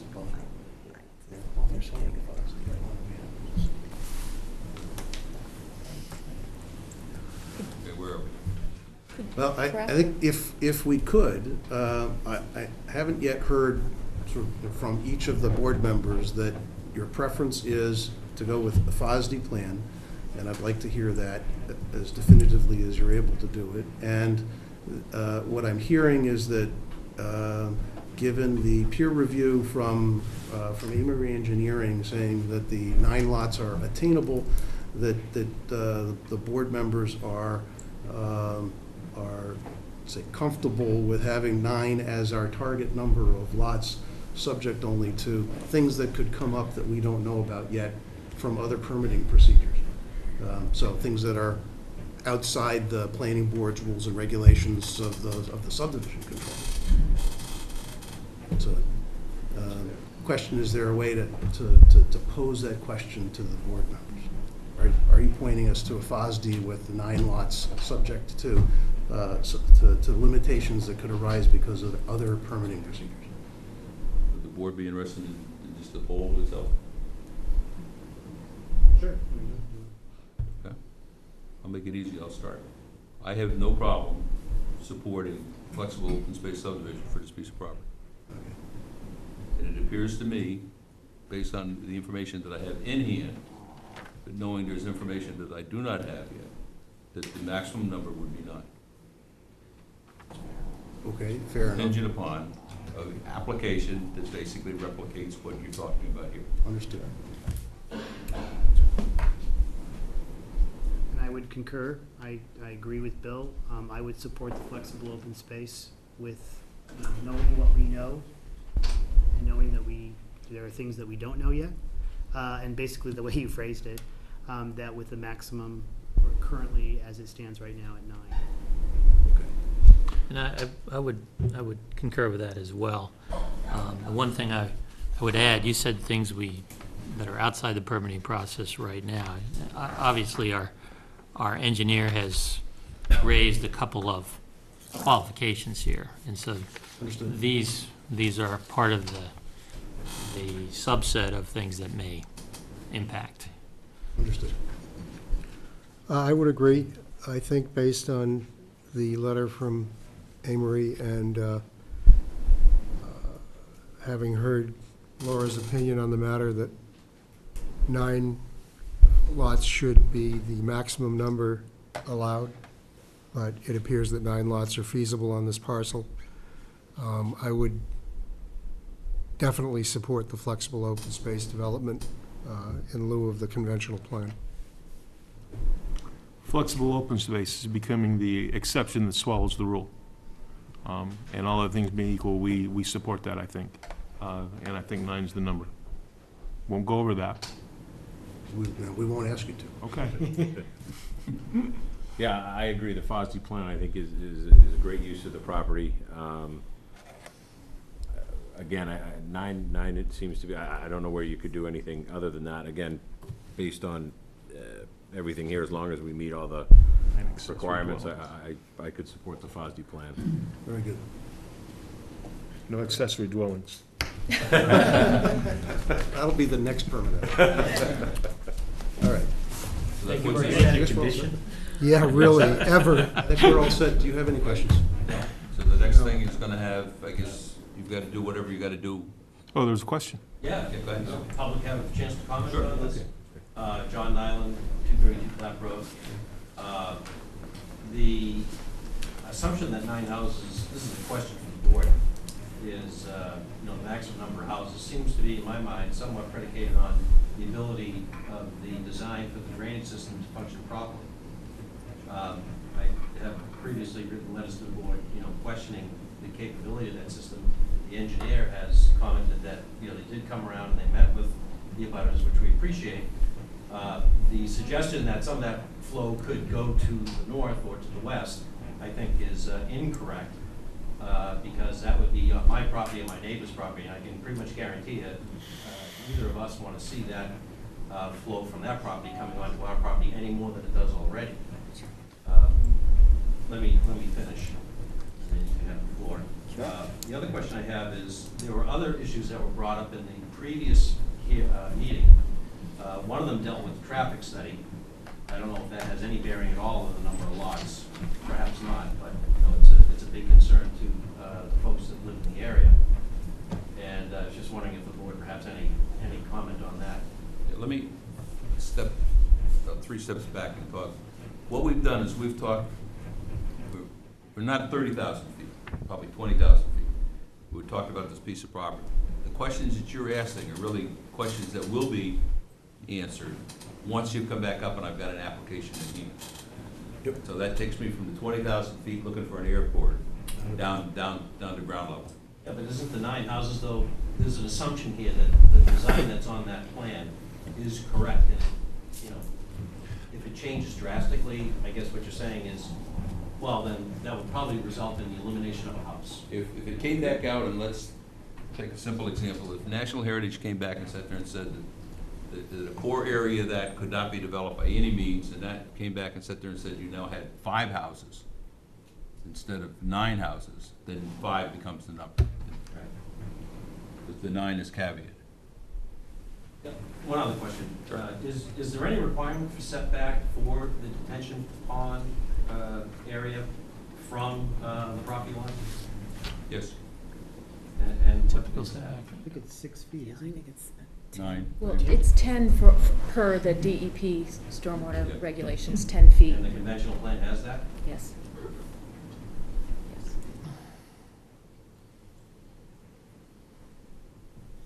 So just maybe to clarify, Armory did actually do like a preliminary drainage analysis, right? No, Oh, they they didn't did, do okay. any analysis of drainage.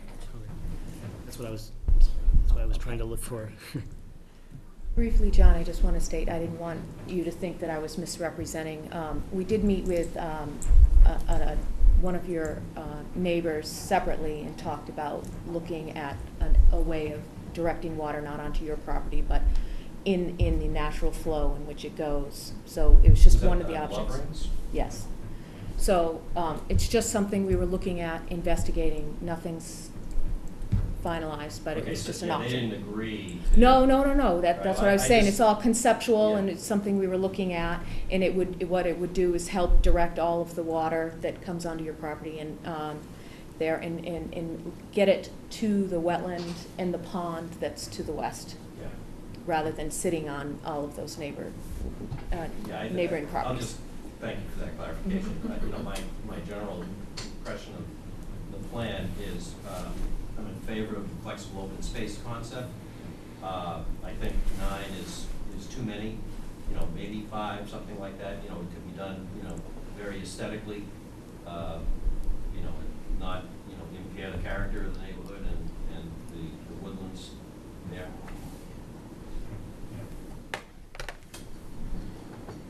Anything else? Frank? Frank Snow, 189 Clap Road. Laura, in Amory's report, you mentioned there were some pieces that were not complete.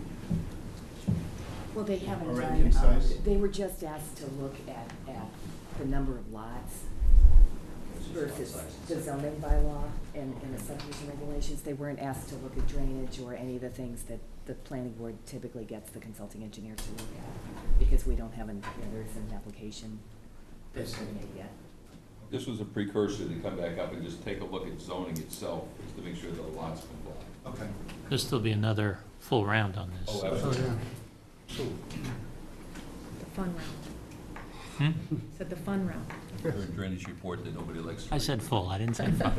The real round. You're the only one that, you're the only one that Matthew understands. Alvin, Conservation Agent. I just have two comments to make. One is, I'd like to back up what Ms. Watsky said about natural heritage.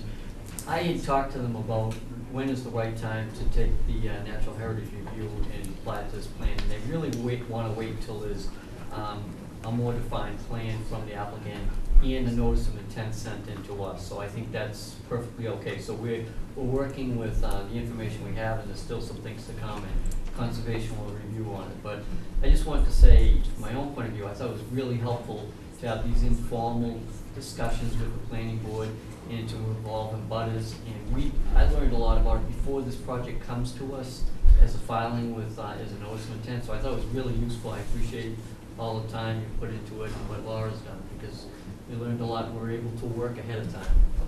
We should charge admission.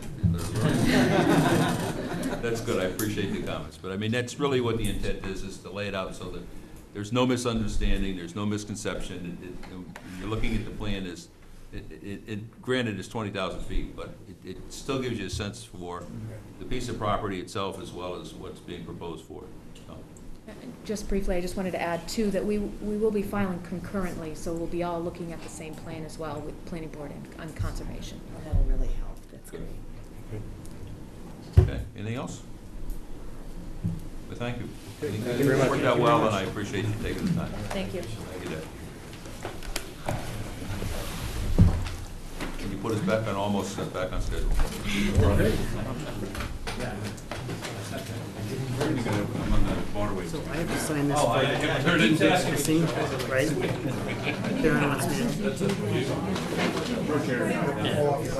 Nothing you can do other than, oh, this will need to be filed. Oh, so like, after the 687. 20 different things that could come up and bite you. Sure. Yeah. Very cool. That was always in the details. That's why they call it real estate speculation. Do we think They're that- willing to take, Rick? I'm good. No, I was gonna say, have there ever been cases where the neighbors smuggle in turtles? I thought about it, right? Yeah, really, exactly. Okay, the next Piping item, clovers. next item on the agenda is public meeting, discuss the site alteration of 85 Maple Street. Owner is Ken DeVal, represented by Mr. Brodsky. Good evening, everyone. Adam Brodsky. What did you do to yourself? Oh, middle-aged. Oh. Well, Rotator cuff. I should have two broken arms then, right? Thank you.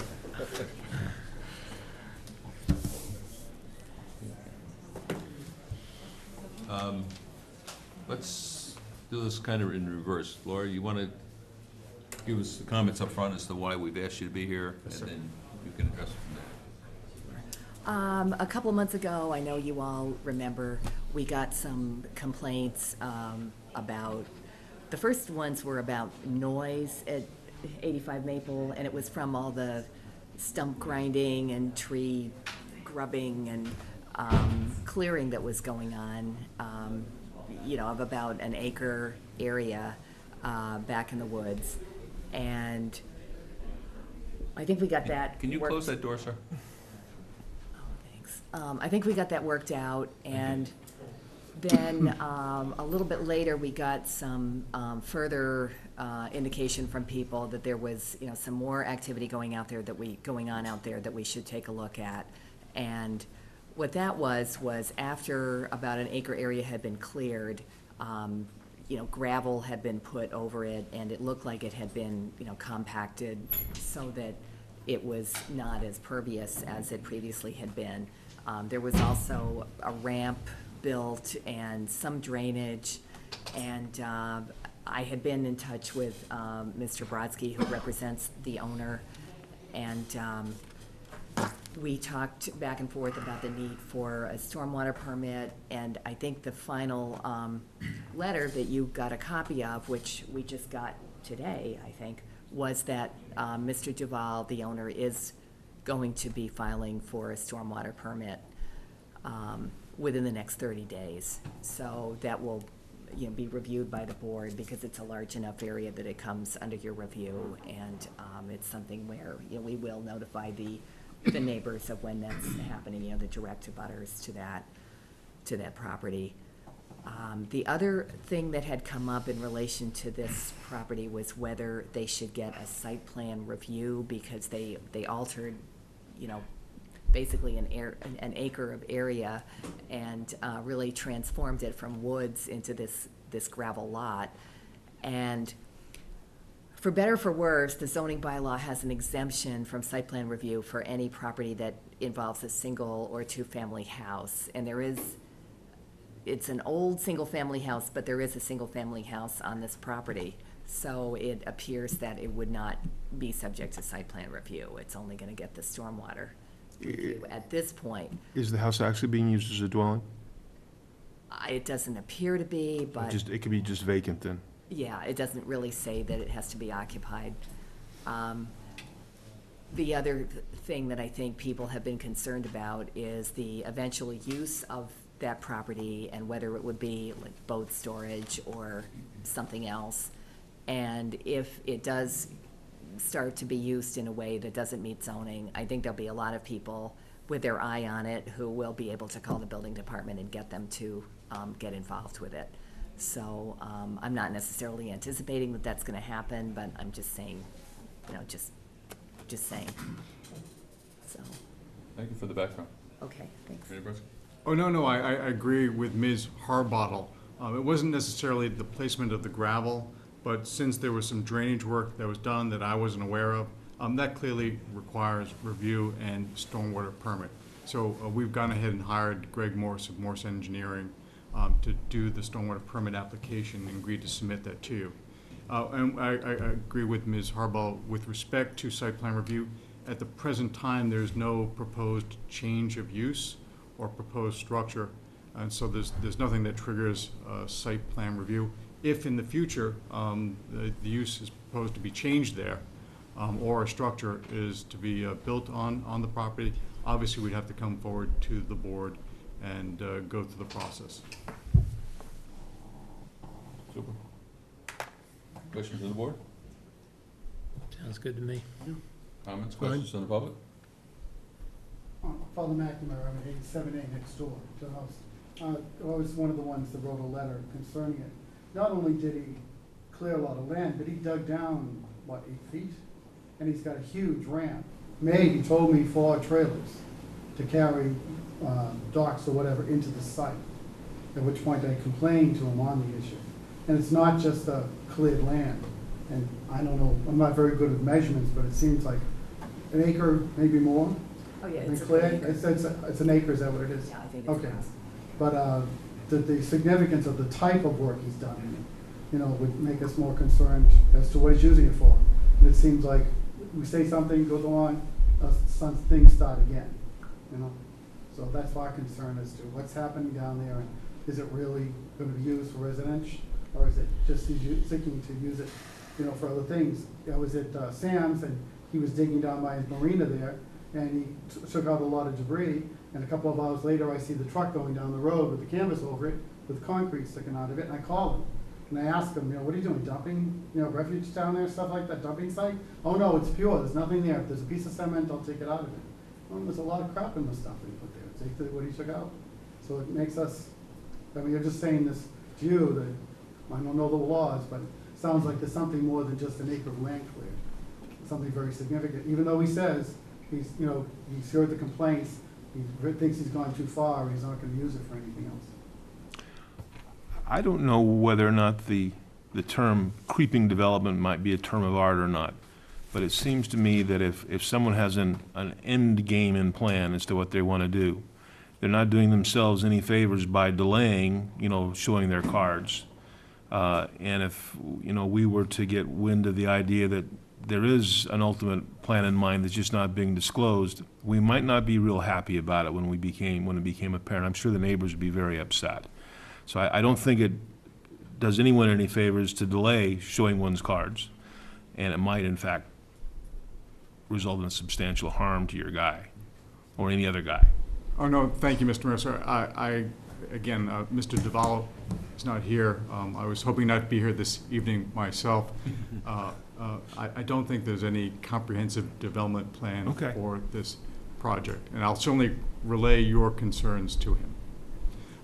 As far as trucks, Mr. Duval did tell me that there's been no, and I don't mean to disagree with the father, and I certainly have no personal knowledge as to what's gone on at the property, but Mr. Duval did tell me to advise the board that there's been no truck traffic, no work on the property since that gravel was placed, I believe it was late fall of last year or early this year. I think it was early this year. Yeah, I think it was this year. So there's been no material delivered to that site No, sir. of any kind? Again, that's what I'm told by the client. Not since we complained. You're the eyes on the ground. Literally, you are. Irresistible temptation, but I'm just curious if whether or not you were ever to hear Mr. Duval's confession as to whether or not there might be some. Ill-chosen word, actually. Not my area of expertise, but I believe that's confidential. A conflict of interest. Any change in the use, he'd have to go before zoning if that was conceptually possible. I don't even know. Correct, it's a residentially zoned lot. Yeah. It's an R1 lot. If there's a use taking place there that's not allowed in that zoning district, then someone has got to make a complaint to the building Absolutely. department, and they would find some way to enforce it. Okay. And they're the more obvious uses, but then there's also the fact that it's a property that's in the Water Resource Protection District, so there are other, there are other angles to this situation that would also, could also involve zoning enforcement. Right, I don't think we're planning a service station or an underground storage tank farm, but I Yeah, understand. but separation to groundwater, there are a lot of little fine points. Or a boatyard. But we got a table of uses, and you look Okay. for the X's, and if there's no X, then we'll talk to you again. Yes, sir. Okay? There's a question. Just an observation, that the domicile, as you referred to it in there, doesn't appear to be a habitable dwelling to me.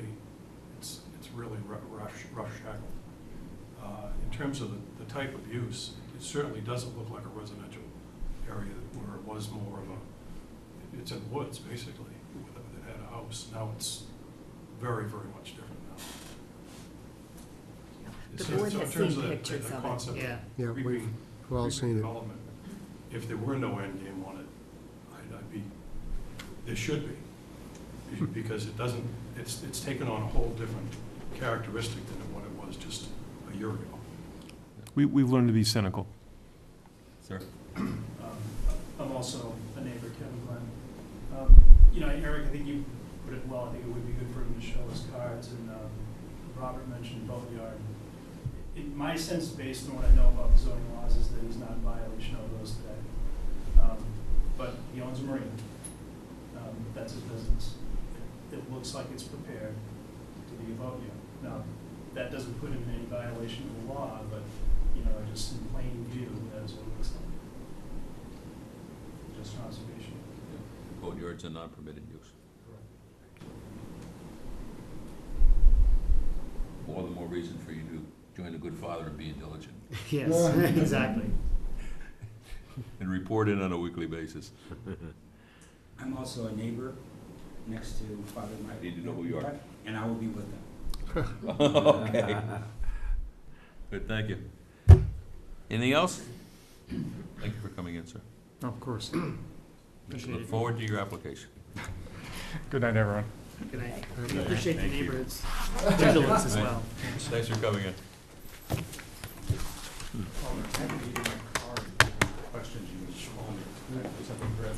Okay. We're now to the 9:20 items. We have accounting and minutes.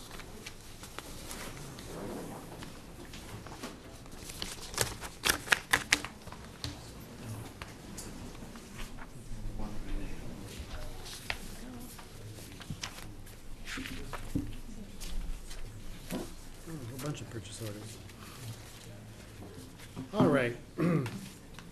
I move that we approve $217.08 to the Gatehouse Media for the legal ads and for May 9th and May 16th in the Scituate Mariner for the accessory dwelling permits for 147 Border Street.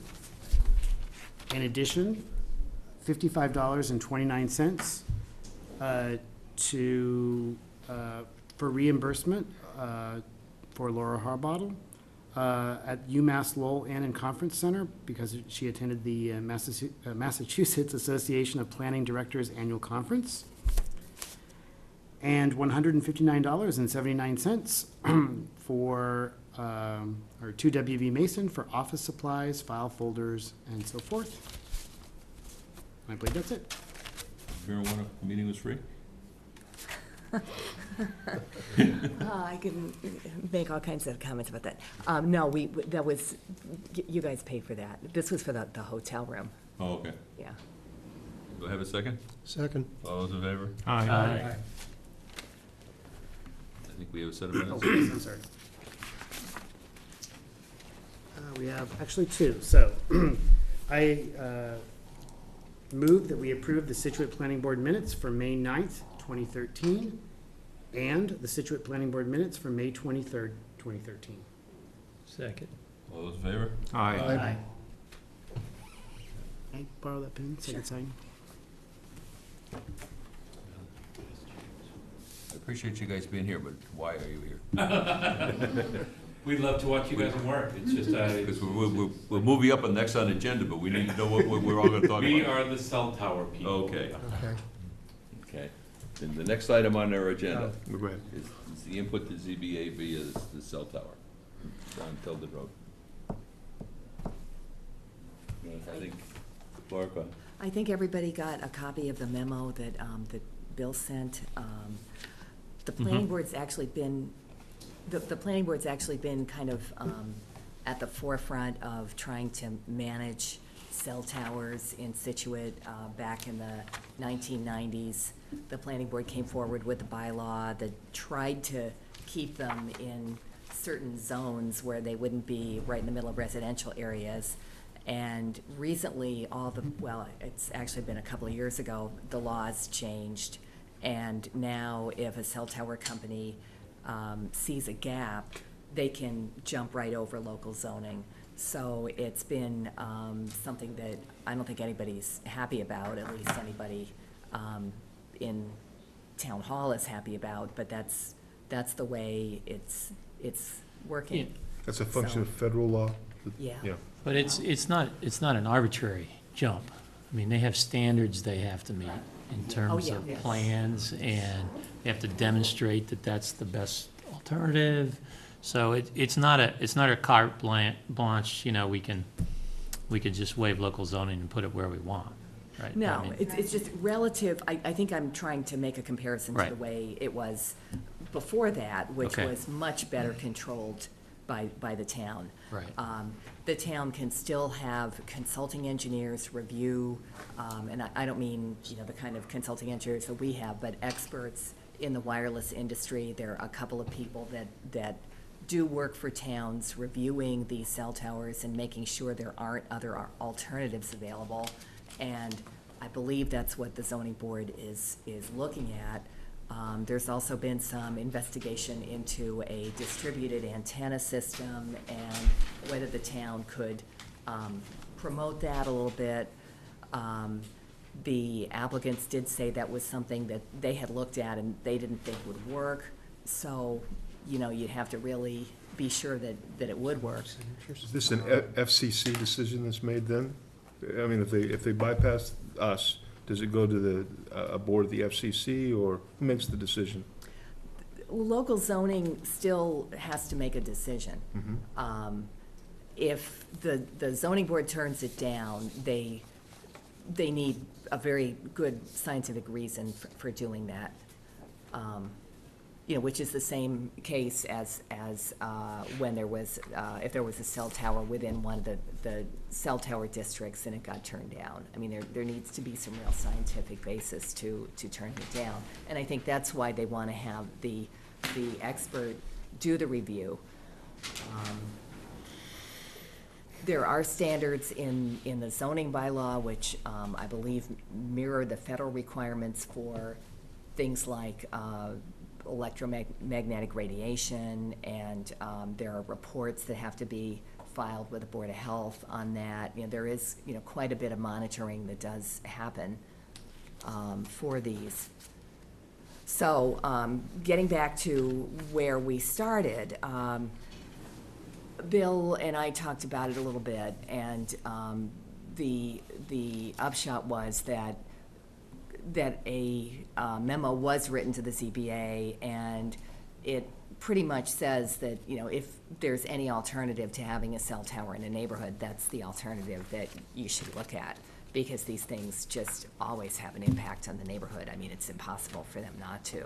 They're so much bigger than the neighborhood, landscape, and they just, really stick out in a very prominent, not attractive way. The large fake-looking pine trees just don't cut it. Yeah, that's I noticed it for the basically, first time on the Mass Pike after you guys told me that. Yeah, near the reservoir. I didn't Yeah. actually, to be honest, though, I Hadn't didn't seen really it? notice it beforehand, but you pointed it out, so. Yeah. Yeah, it's a big one.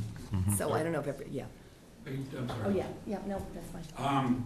Good evening, my name is Bill Schmidt, I live at 33 Egypt Beach Road, and we have developed some kind of local community organization. We've done a lot of research on this. We've been in front of the zoning board quite a few times. We met with the zoning board last night, as a matter of fact, and just to bring you up to date, we have hired, or the town is about to hire, at AT&T's expense, a consultant for a peer review.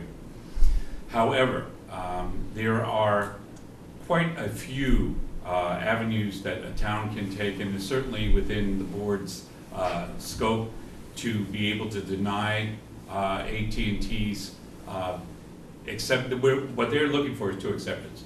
One is an exception to our local zoning law, and two is an exception to the setback. And certainly within the board's purview to deny those. And there are several reasons that you can base, or the zoning board can base those decisions on. One of them, as was just referred to, is not necessarily DAS technology, but alternative technology. It's incumbent upon the applicant to prove that there is no alternative technology. So AT&T is a $220 billion company annually. So the idea of saying that no alternative technology exists may be stretching the limits of credibility. So we're talking about the zoning bylaw and appropriateness, the setback variance, the historical considerations, which Stephen can talk to if you allow him, the establishment of what they need to establish what they call a significant gap in coverage. And right now there is some discussion as to how to define significant gap and how AT&T is defining it as opposed to how someone else would define it. In other words, if I have cell phone coverage, but it's being handed off to Sprint, is that still cell phone coverage? I would say it is, but AT&T would say no, it's not, because it's being handed off to one of their competitors. So another thing is the property value assessments. The AT&T had a consultant that has worked with them for a number of years come in and present material to the zoning board at our last meeting. And one of his contentions were that one of the properties actually increased in value, being in proximity to a cell tower. And the local example that they used was on Highland Crossing. Now, I'm sure you're all familiar with this. This 150-foot tower is right smack dab in the middle of a residential area. The analogy that they used here in Scituate, you have to drive up a half a mile dirt road to get to? At least. So the analogy is certainly not apt. Highlands Crossing's by Ishi's Bowl, if you didn't know. Yeah. Yeah. It is a good long way to get there, as opposed to, yeah, exactly the point, exactly the point. Thirdly, and I'm coming to a quick conclusion, I know you guys are running late. An alternative site analysis is another one of these things that we have to, they have to prove that there is no alternative sites. And in their original plan, there were five sites that they had cited. Some of them even, they said would be preferential to the small property. Excuse me, did they Yes, have sir. multiple sites on where the school location is? Or was there a The single school site? location was under consideration. Actually, the town did do an RFP at Wampatuck, but after considerable feedback from the parents at the school, they decided not to accept either RFPs from AT&T or Verizon. So I guess what I'm trying to say is here is that there is legal precedence for local boards to deny exceptions to AT&T. It just can't be viewed as a blanket prohibition of cell tower use. I mean, of cell service. So if we provide alternatives, we want to explore DAS technology, maybe in conjunction with light radio or stealth flagpole. There is alternative technology there. What is certainly not needed nor wanted, and that's why you created these zoning laws, is to have a 150-foot tower by any definition, commercial use, right smack dab in the middle of a residential area. I just want to add to that, there's also, they're talking about a 55 by 60-foot compound, that's in parentheses, which will house 5 fuel tanks. It will house 5 cooling units, which will cycle on and off all the time.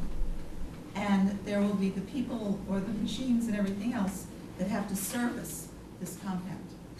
And that is supposed to impinge upon this setback.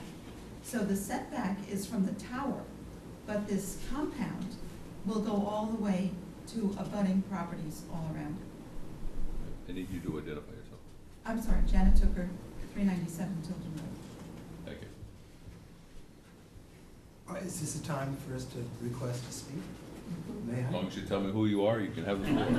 I'm her husband, I'm Stephen Tooker, I live at 397 Tilden Road. You let him speak in public? Yep. Actually good at it. Last time this proposal came around, it was a monopole as opposed to a monopine. That's, so far as I can see, the only difference in the proposals. And under a competing federal statute, the federal statute that Laura was referring to is the 1996 Federal Telecommunications Act. There's one in 1966, which is the National Historic Preservation Act. And under that set of statutes, this plan would have to be reviewed by the Massachusetts Historical Commission. The last time AT&T submitted this plan, in fact, it was reviewed by the Massachusetts Historical Commission, and their recommendation was that an alternative site be considered, and the reason for that is they identified this area of Tilden Road. They actually named it as the Egypt Litchfield Houses area. Unbeknownst to me, there's a whole series of houses that have been on the MACRIS, which is the database established by the Massachusetts Historical Commission. You know about it. I didn't know about it until just recently, and looked it up. And there's this whole string of houses, and they contend that this area of Tilden Road is eligible for listing on the National Register of Historical Places. And if an area is eligible for that listing by statute, the plan, AT&T's plan, has to be considered by the Massachusetts Historical Commission. But the fact that they said it's just incompatible with this area, the language they use is it would constitute an adverse visual impact upon this area that's eligible for listing in the National Register. And, you know, it will. I don't know how well you know that section of Tilden Road, but it's where there's a very bad bend in the road. So effectively, the road wraps around the site. So it's not just like it's a straight road and just a couple of houses are going to see it. You've got it wrapping right around the site. So, you know, it's wrong for that reason. And I just want to reiterate something that Bill said. When AT&T approached the town in 2009, they identified 5 sites, one of which was the Wampatuck School. 4 of those sites have not been considered. AT&T contends that the small property is the, and I'm using the language of their application, the only feasible and available site. I think it's well within the purview of the Zoning Board of Appeals to say, well, no, we're not going to grant these variances because it's not the only feasible and available site. You identified at least 4 other sites. And I'd be happy to discuss those with you, but you probably don't want to hear all that detail now. So it seems to me for many reasons this is a bad plan, and I think I heard Laura say something tonight which really piqued my curiosity and something that I've missed. Did I understand you to say that if something is within 250 feet of a vernal pool, there's a problem? Is that what I heard you say? It's subject to review by the Conservation Commission. Because I believe, I know this property very well. We will be one of the properties that is within 80 feet of the base of the tower. And I'm pretty sure there's a vernal pool I know there's a vernal pool on our property. It's filled with tadpoles at the moment, and I'm pretty sure it's within 250 feet. And there's also a vernal pool, I'm pretty sure. If you look at the plot plans, I don't know if you've seen these, John Small actually owns several parcels of land back in there. And one of the parcels, not the parcel that's bounded by stone walls where the tower's going to go, but a parcel adjacent to it, I believe also has a vernal pool on it. I just didn't catch that 250-foot thing. That eluded me. So it may be that conservation needs to be involved in this as well. That's my piece for the moment. I can say more, please. Nancy Fay, 45 Egypt Beach Road. I think just a little bit of background history of when AT&T originally came to the town. They came to the town first to look for a site. The town was not interested, and then they went to a private property owner. So when they're saying there isn't a site that the town has approved, that's because the town didn't do anything the first time that AT&T came into town many, many, many years ago. And I also want the board to understand that what we're trying to do, it's not necessarily just a Tilden Road site or just a Wampatuck School site, but it's setting a precedent for what you're going to see in the town. Because when AT&T came in, they said they would go to any place that had a gap and they would be willing to put a cell tower up. So if they're willing to put a cell tower up here, we might be going through this whole process, but then Countryway and Holland Street, there's a little bit of a gap. We're setting a precedent for the entire town with what we're bringing in, what type of wireless service we're providing to the people that live here. And I think that is the bigger picture, that you have to see that this decision is going to affect much more than just this one little area. There is a little footnote that, if I may, if the zoning board approves this variance of the 150-foot backyard tower, the Scituate zoning authorities could not deny further expansion of the tower if within the Tax Act constraints. As indicated above, well, and I have some precedent here, but if the zoning board approves a 150-foot tower, they would, in effect, be approving the distinct possibility of a considerably larger tower. They are allowed to add 15 to 20%, is it? Mm-hmm.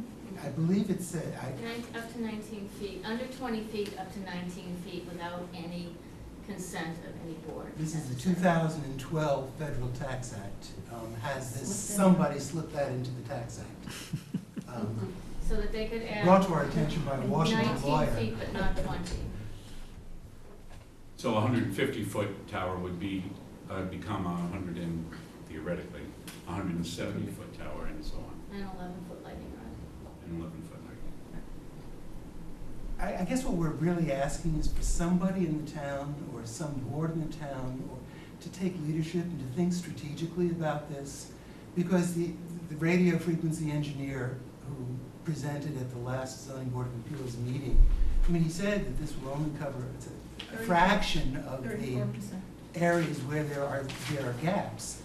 And the clear implication is that there will be, if this goes through, that there will be proposals for additional Can I towers show you guys in something other very quickly? areas. Like, this is AT&T's map, which shows coverage in Scituate.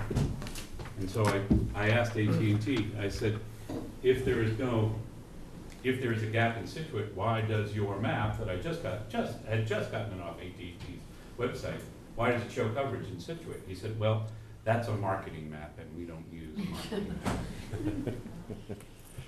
So I said, okay, so which one of you should I believe? This always reminds me, why is it that we're the only town in Plymouth County that doesn't have FiOS? Which I think is another interesting thing. Voting for recommendation or One more not? thing, excuse me. Go ahead. When AT&T, when we were just talking originally about, if somebody has service, they have maybe they have an AT&T phone, and supposedly they're in a gap area, but they actually have coverage, like Bill had said, it's because they're bouncing off either Sprint, Verizon, or something else, so they do have coverage. AT&T has to pay every time that somebody's AT&T phone bounces off of Sprint or Verizon. AT&T has to pay Sprint or Verizon a fee, and that is why AT&T, maybe their marketing plan shows that they have coverage all over town because they're showing the bounces off of other people's cell towers. However, AT&T is not making money doing that. And this is one of the key reasons for them putting this cell tower where it is, because they are obviously in the business to make money. They don't really care about what each little town goes through. That's why we have to be careful. Something you said about class, I think I heard, did I hear you correctly?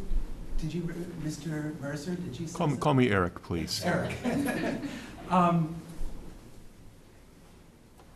The radio frequency engineer for AT&T presented an interesting case that DAS, a distributed antenna system, wouldn't work in Scituate.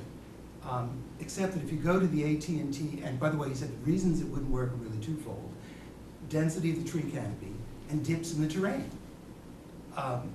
You go to the website for AT&T, and they are touting their installation of such a system, a DAS system, in classy Palo Alto, because they said, and I'm quoting from their website, the tech-savvy population of Palo Alto deserves state-of-the-art technology, and this will work here because of trees and dips in the topography. You know, so the very reason they tell us it won't work here on their website is why they're saying they're putting it in Palo Alto. That's Mark. Call what you want. I'm just telling you what their website says. Perhaps more pertinent and more useful to us, Wellesley is a town that has much more dense tree canopy than we do, many more dips in the technology. Wellesley ran a trial using a DAS system because they got tired of all these fights about cell phone towers, and they decided it worked so well where they did this trial on it that they issued an RFP, and they are installing DAS throughout the whole town. And their engineer will come down and talk to us about it. Yeah, when we ended up talking, we had people came in and talked to us about it. And the primary focus was down in the harbor, but they were also looking at. That's where they want to go next. The town. The town, they've said that in one of the meetings. Oh, it's gonna be flooded to 25 years. The day that tower gets built, it will be outmoded. The very day that finally gets built. It's not the state of the art now, but they're willing to spend that kind of money to give them the coverage until they get the state of the art, right?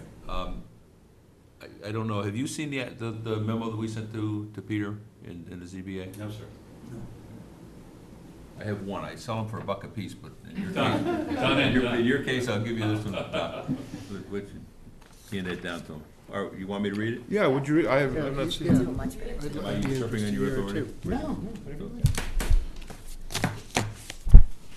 It's to Peter Moore, Chairman ZBA, for myself, regarding application of approval of cell tower at 361 Turner.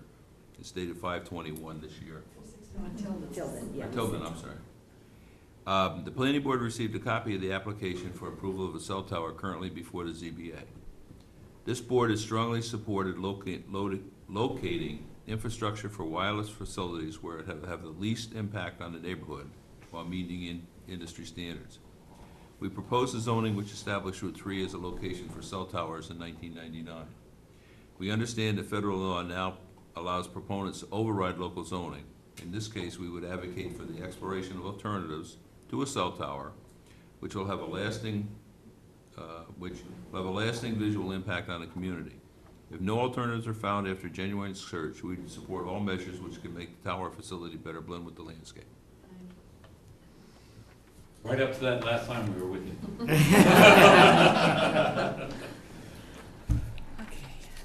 Well, that's what we're asking for, essentially. It's just, and not to be cowed by this rather large and fearsome company.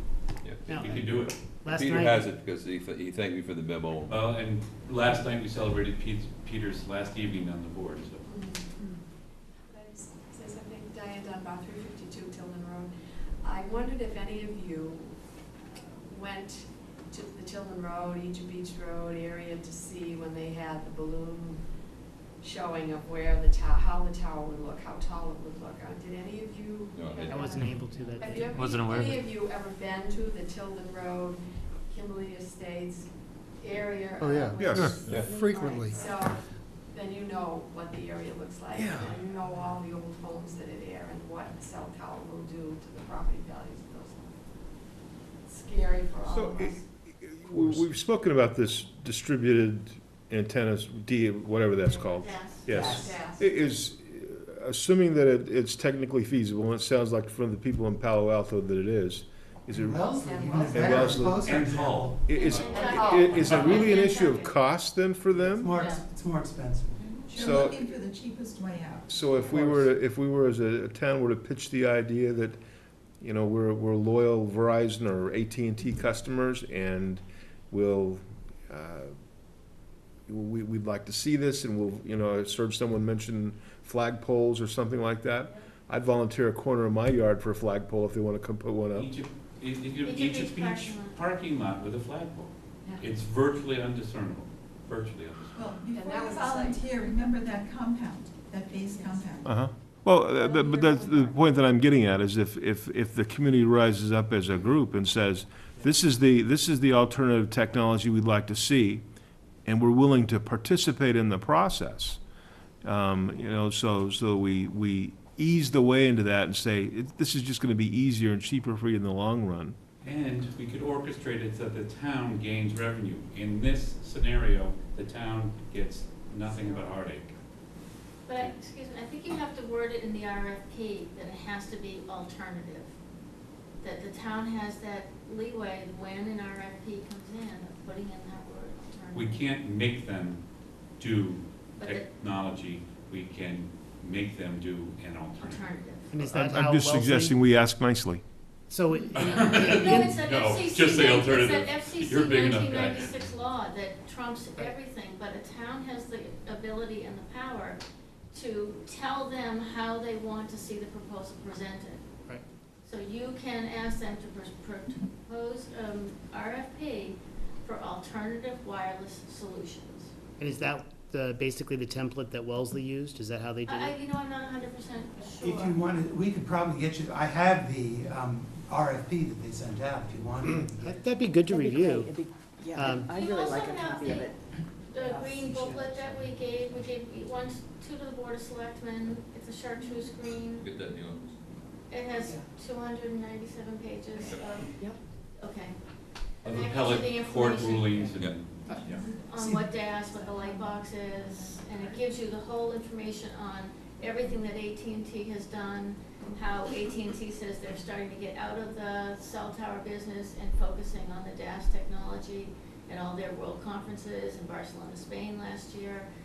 And what happens when something like this pole goes up in someone's backyard, this technology becomes obsolete, whose responsibility is it to take it down? So there's a lot of other questions that go with not just putting a cell tower up, it's when this technology becomes obsolete, or when the smalls sell their property or pass on, does this all of a sudden become a commercial property now with all this on it, and who takes it down? So you're in a territory where we don't have any answers for these kinds of questions. I think you have supporters on this board. I mean, certainly, I even find the cell towers that we currently have visually, terrible. The ones on 3A by the tennis and the ones in the Greenbush area. Yeah. So I would absolutely, I can't speak for the board, but certainly support any other alternative methods You're visually. doing fine. Visually, and I think, You might just listen to the one out back too. Oh. The generators. yeah. The generator. The Yeah. ambient noise that the generators make is, Thing is, that's you gonna hate be in With somebody's DAS, you're still backyard. gonna have, you're still gonna have a compound with DAS, you have to have a base station. It's smaller. Yeah, but it's smaller and it could be Considerably on town property and the town could be generating the revenue from that and using it just like they could.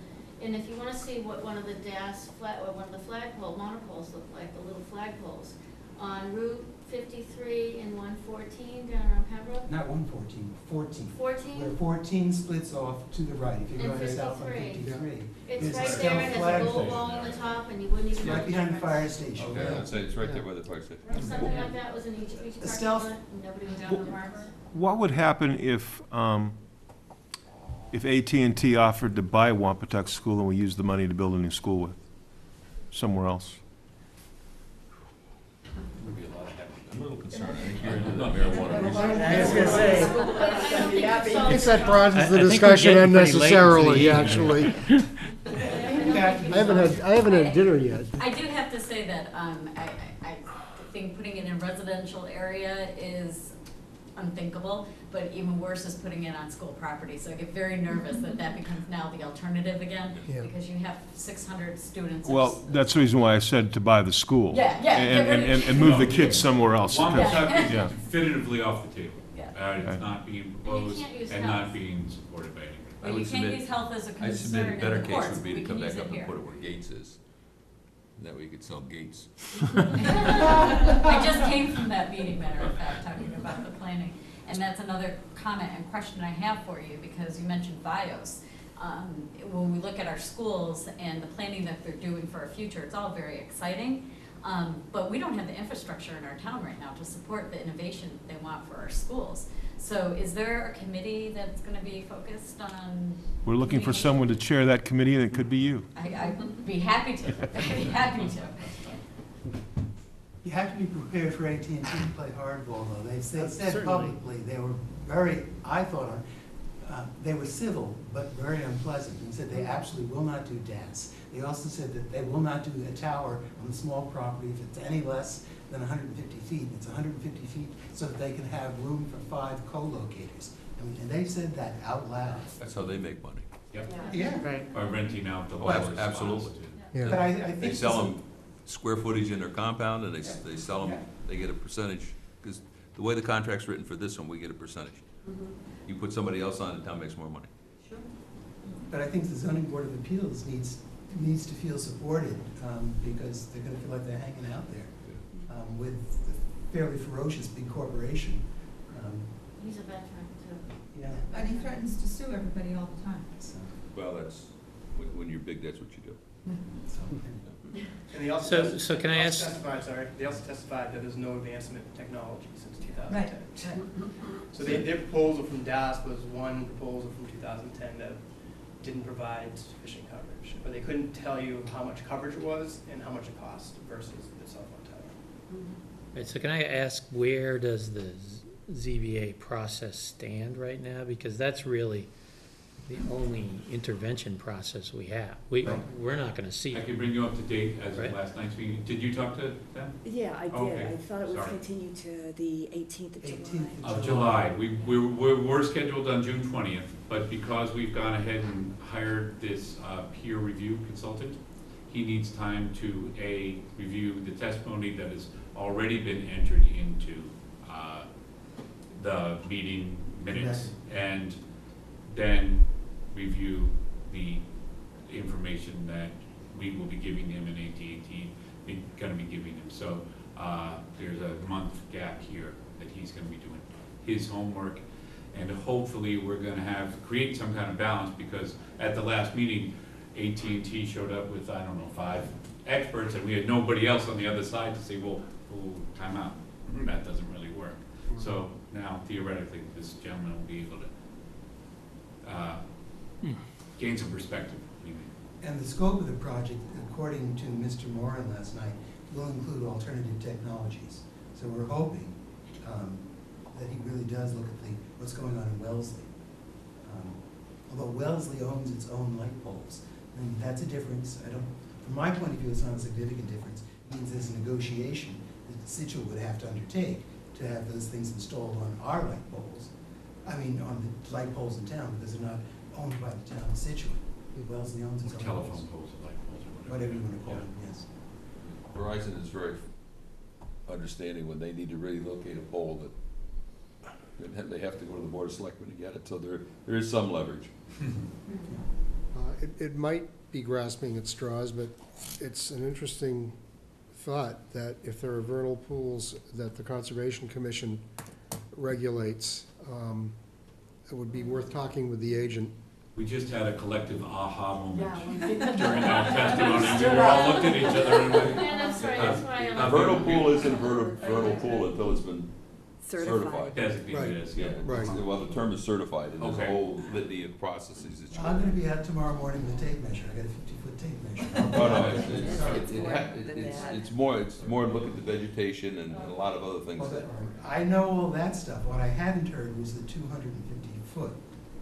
And that's the thing that triggered my aha moment. Good luck, but I think you need to talk to the agent and see. Yeah. Okay, That's so we have to certainly worth a initiate that? conversation. Yeah. Yes. AT&T didn't have to initiate that. We have to initiate it. AT&T Well- would want to initiate. Well, I know they yeah. would. Yeah, What do they require? if it's not an identified vernal pool, then theoretically it doesn't exist until it is identified, mapped, and certified as such. So we'll be quite the stone wall. Right. We'll look at Thank you, search John. our properties for vernal pools. Great idea. Don't take this the wrong way. We love your conversation about your cell tower, but I've got one to my right that hasn't eaten, and I've got one that's flying out We're at just- 7 o'clock in the morning. We're just here to try to give you as much information or Thank you. fill in any. We appreciate it. And thank you for your Thank you. support, Thank you. really, Support. really. We're definitely with you. Yeah, absolutely. Great, and thanks for the letter. Sorry. Yeah. Yes, thanks for that letter. And I'll try to get that RFP. Whom do I send that to? Laura. If you Laura. could just, if you have it electronically, that would be great. Okay. Thanks for your collective service too to the town, appreciate it. Yeah, thank you. I Easy. get this woman's name with the dark hair, because Okay. I just. Yeah, sure. I'm going to suggest we do your Yeah, comment and be gone. I do have the motion. I know Laura needs to speak to someone, but she, go ahead with that. So I move that the planning board approve and sign the Covenant and Homeowners Association Declaration of Trust, both dated June 9th, 2013, for Deer Common subdivision. Seconded. All in favor? Aye. Voted. Anybody have anything else? We need to ask Laura first. Yeah, let's make sure. One thing, oh, really? I have the minutes signed, and I have the accounting signed.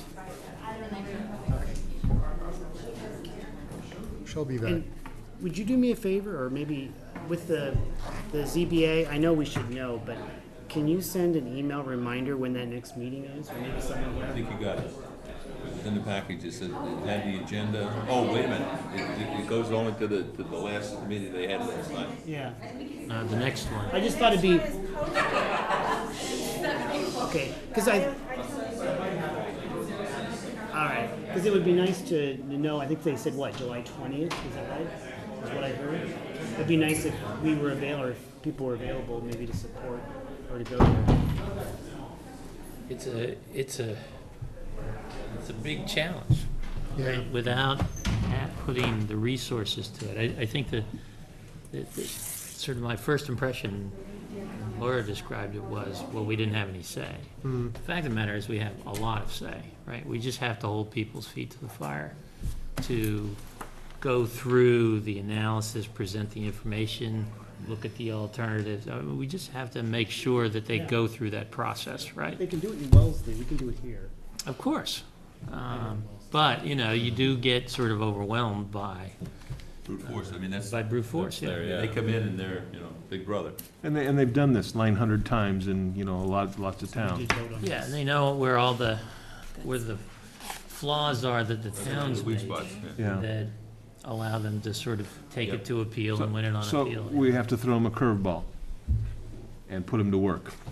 Ask questions and have them say, we'll answer the questions and go over. Well, I think they've done one of the right things, they've which is done- hire somebody yeah. who knows this And they got system and AT&T to pay technology. for it, which was Right. even more remarkable. Right. Right. I mean, in Probably ter- the fact of the matter is you need somebody who's actually I guess you been on the other side of this process and been successful. Someone who speaks the lingo. Yeah. Oh, wait, let's see, we got, no, yeah, I'll fill that in later.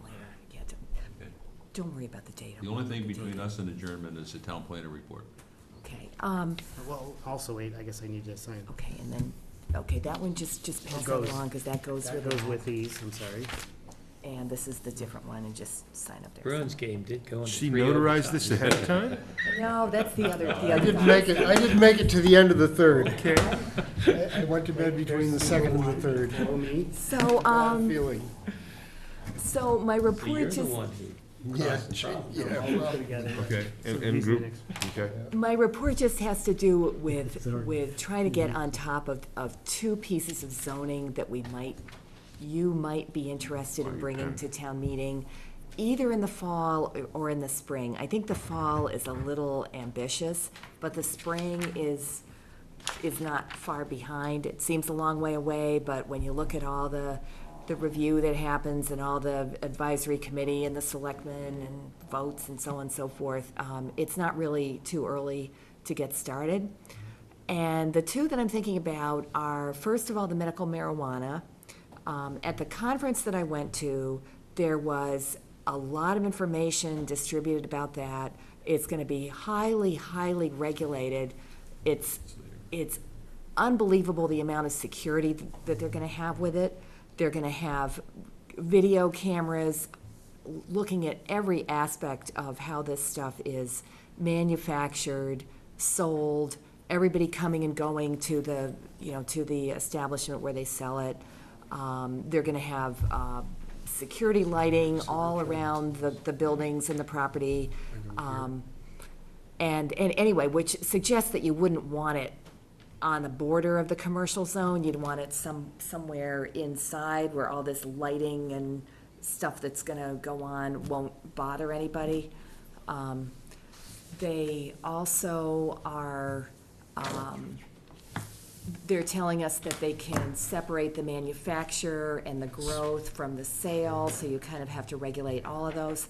So what I'm looking for from you all is if there is one or two people that I could, that would volunteer to work with me on that, so that we can bring something forward and maybe not have everybody on the board have to be involved with every aspect of it, but if there's a couple of you, it would really help, because I think we're kind of committed to do that. We're definitely. So, I will. oh, that'd be Yeah, great. I will. I was doing some research the other day on some other things, and I came across not a textbook, but the materials from a seminar that somebody did on the new medical marijuana law, and I checked it out and brought it home, and I'm trying to wade through it. There's no easy answer to this. Cool. I can start by forwarding you the presentation they did, the PowerPoint that they did, that kind of summarizes Okay. everything about it. It's Right. long, but it's not as long as the CMR. I have one question about the medical marijuana thing, because there's, the limitation of, I believe it's 2 per county, or 5 per county? 5. 5 per county. And we're kind of out here by ourselves, kind of at the far end. And the fact that, there are gonna be substantial market forces, they're gonna be pushing these things to where they're supposed to be. I want to be really careful that we don't invest a lot of time and resources over what's going to become a moot issue, as far as our town is But we concerned. also want to be careful, Yeah. and not just. No. California started out with 100, and Colorado started out with 100, and now they're almost at every street corner. Yeah. And the other thing, you know, is it something we want to try and attract simply because it's a revenue generator too? Well, You know, I don't know the answer to that I question. read, was it Norwell? They already zoned, right? In Yep. the, their office park, was it Assinipi or something, or? Yeah. Over there, yeah. I can't Oh, remember. yeah, I know where that is. That's over on the But route. they have, corner- they have commercial corner areas that are 123 kind and of, 53. like, separated from Right. the Yeah, rest of the town. totally separate, really. Yeah. The only place I think would be is down by Greenbush, you know, at the end of the train line, where people would come in by train and, you know, load themselves up and be able to, I mean, Back on the train. yeah. limit it to the industrial area or something I like still think the that. thing to do is package it so you go down to CVS or Walgreens. Absolutely, it should be distributed through pharmacies. Yeah, Or through a bakery, they one or the other. absolutely aren't gonna do it that way. Yeah, they're not 'cause doing It has to be a Why is- nonprofit and, So stupid. yeah, well, that's the, you know, whatever. God. That's No, a and maybe public health. we should start looking around guys for, might to issue a request for concerned that they're proposal now from dealing some in illicit civic drugs. organization if they're gonna do this. Well, This they're has to be already through a dealing in illicit nonprofit. drugs, they're dealing in The state Oxycontin is and gonna, No, codeine those and are- they're everything gonna else. issue a No, big but those are- RFP across the those are whole state. condoned by the They're gonna FDA, say, right? you know, everybody. Oh, I see what you We mean. legalize something. Federally illicit. Federally. And they're right. gonna I got pick it, the I got ones it. that You're get right. the licenses. That's how it's gonna That be. is the difference. So it's market, but not completely Could, market. could we put this off until if and when a license is issued to someone in our town? No. No? No, we have Not to, we have really. 1 year, remember? Yeah, I remember. And you kinda get the zoning before somebody comes in. Yeah, you wanna be ahead of that Yes. Yeah. a little bit, so So, that besides you've Eric, is there anyone identified else? locations anyway. No one else? Besides, Not I got a full plate. no, Bill's You is, know, you Bill's is could. busy. I was just gonna say, if there's no one else, I will also, it'd be an honor to work with Mr. Mercer here. I have you fooled, but thank you. Can we, would Nico come in and volunteer to help us out, since he's got experience and he's already dialed in with the Chamber of Commerce? Does he really have I- experience with this? With the planning board, certainly. Oh, okay. thought- I Yeah. thought maybe. I didn't mean to disparage I thought you were Nico. telling You us were something like here. revealing something. I was here gonna say- that- And he's a doc- He's in healthcare, That wouldn't healthcare be bad. practitioner, but I'm glad not we that clarified kind. that. Yeah, But I'll I ask him. wonder, for instance, if the Chamber of Commerce would be interested in participating in this process. I think that's a great connection, and I'll follow up with him. Okay. The other one that I'm kind of looking to see if you're interested in, this whole idea of a lot shape factor or something, something similar, so you don't get these little Rat tails. string spaghetti pieces of lots that connect with different areas and so on. People interested in that? No gerrymandering? No gerrymandering, exactly. That's an interesting one, because what, Yeah, a that- lot what of those are towns do used regulate for. it. Yeah, what those are used for typically is to justify an open space development. Just like we saw with these guys tonight. You don't end up actually with lots shaped that way. But You you get a know, benefit. if you had that, then this whole discussion about the 9 lots, but no more than 9, it would probably be 7, but no more than 7. Right. I agree, So, you know, just putting that out there. yeah, possible. I think we need to bring back up the accessory dwelling situation as well. Yeah, I think. We've got to do something about Given where that. we are with that, I would say. Do we want, this was me, I guess, and again, I'll volunteer to take the lead on this. Do we want to start thinking about writing like a regular piece in the Patriot Ledger or whatever the local newspaper is? Because I think part of the problem we had last time was we didn't get the word out, you know, and not enough people knew what we were about and why we were trying to do things. We just got overwhelmed by, first of all, we weren't proactive enough, and I don't think we were, I don't want to say combative, but, you know, we just sort of rolled over at town meeting. Has the board ever had public hearings that did not involve a specific project coming before us? Well, on the zoning, yeah, I mean, Okay, and you've yeah, had a well, lot that's of right. workshops on Yeah, zoning. okay, right, of course. What am I thinking of? Right.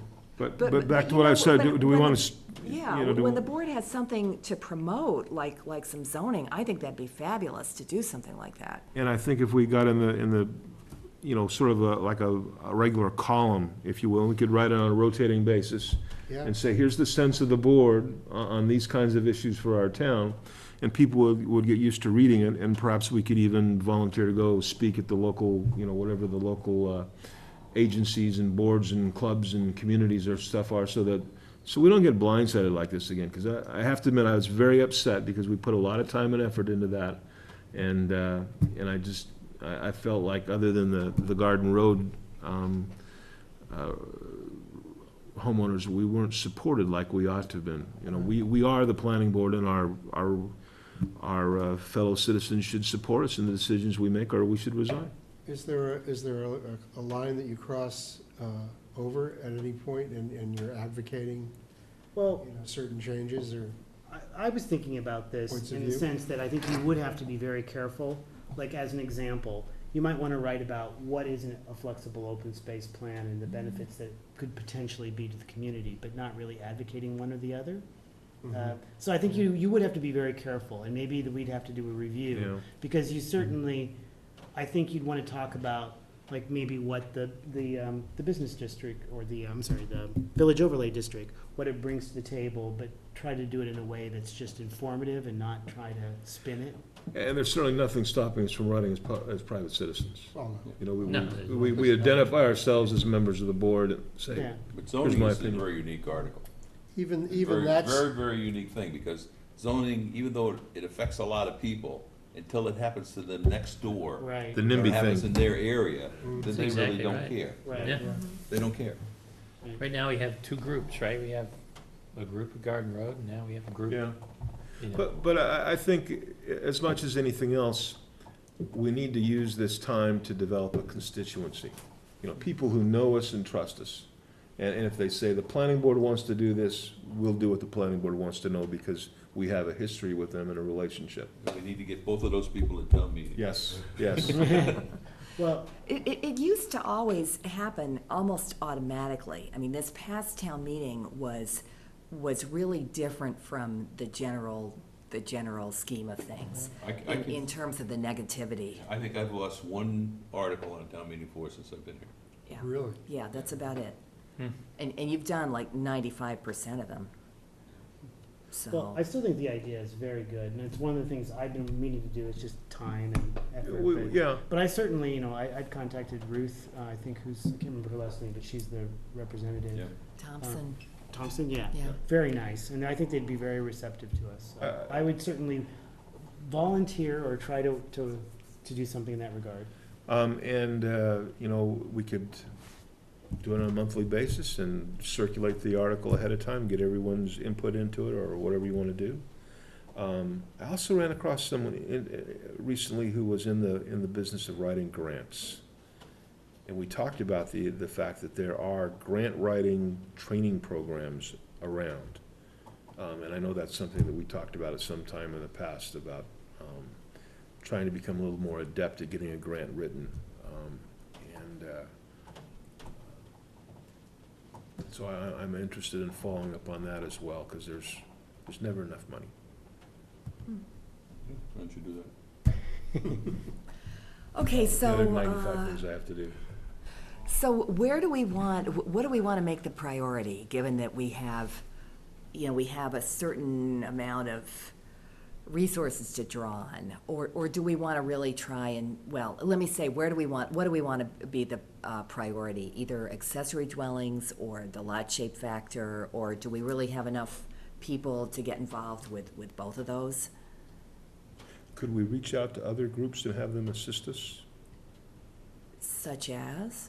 Well, I'm thinking with respect to the lot shape factor, maybe the zoning board of appeals would assist us. Maybe there's some trade groups that would help out.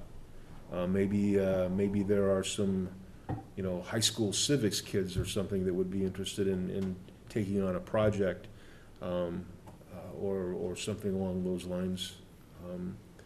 And we just have to supervise. Okay. I don't know whether it's gonna be. I'm just That was trying. skepticism right Throw it at the there. wall and see if it sticks.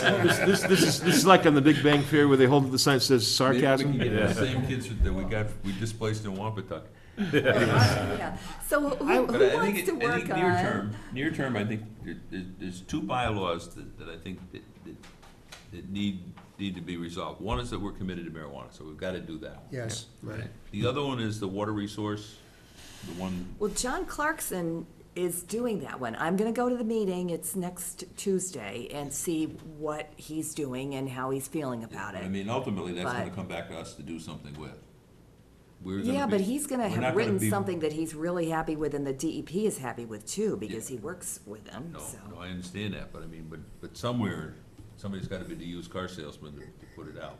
Yeah, yeah, well, we're, And yeah, we you're become right. the used car salesman. Yeah.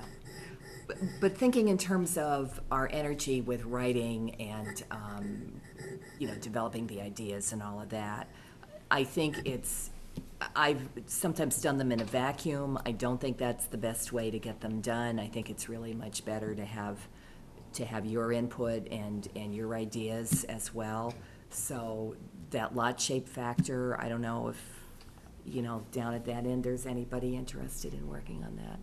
I wouldn't mind doing that, and also the accessory dwelling. I happen to think the accessory dwelling is a more critical Yeah. I was just gonna say, subject to I tackle. don't Yeah, know it- how much the lot shape factor really comes up, so. well, the Well, accessory. it came up with 305 Country Way and 214 Clap Road, so I think when they're doing those conventional density plans, it comes up. Yeah, I'm sorry. But did they get built, did they get permitted that way, though? With lot shape factor? No, but No, they're, but that's how they're setting the density. Yeah. So I think it's a pretty important, building block to the whole process. well, and I was gonna say with the accessory dwelling, I actually think we have a pretty good template. I mean, we could Yeah, use that Dan's. doesn't take much. Right, we could use tweak Dan's that. language that and already, tweak a few things.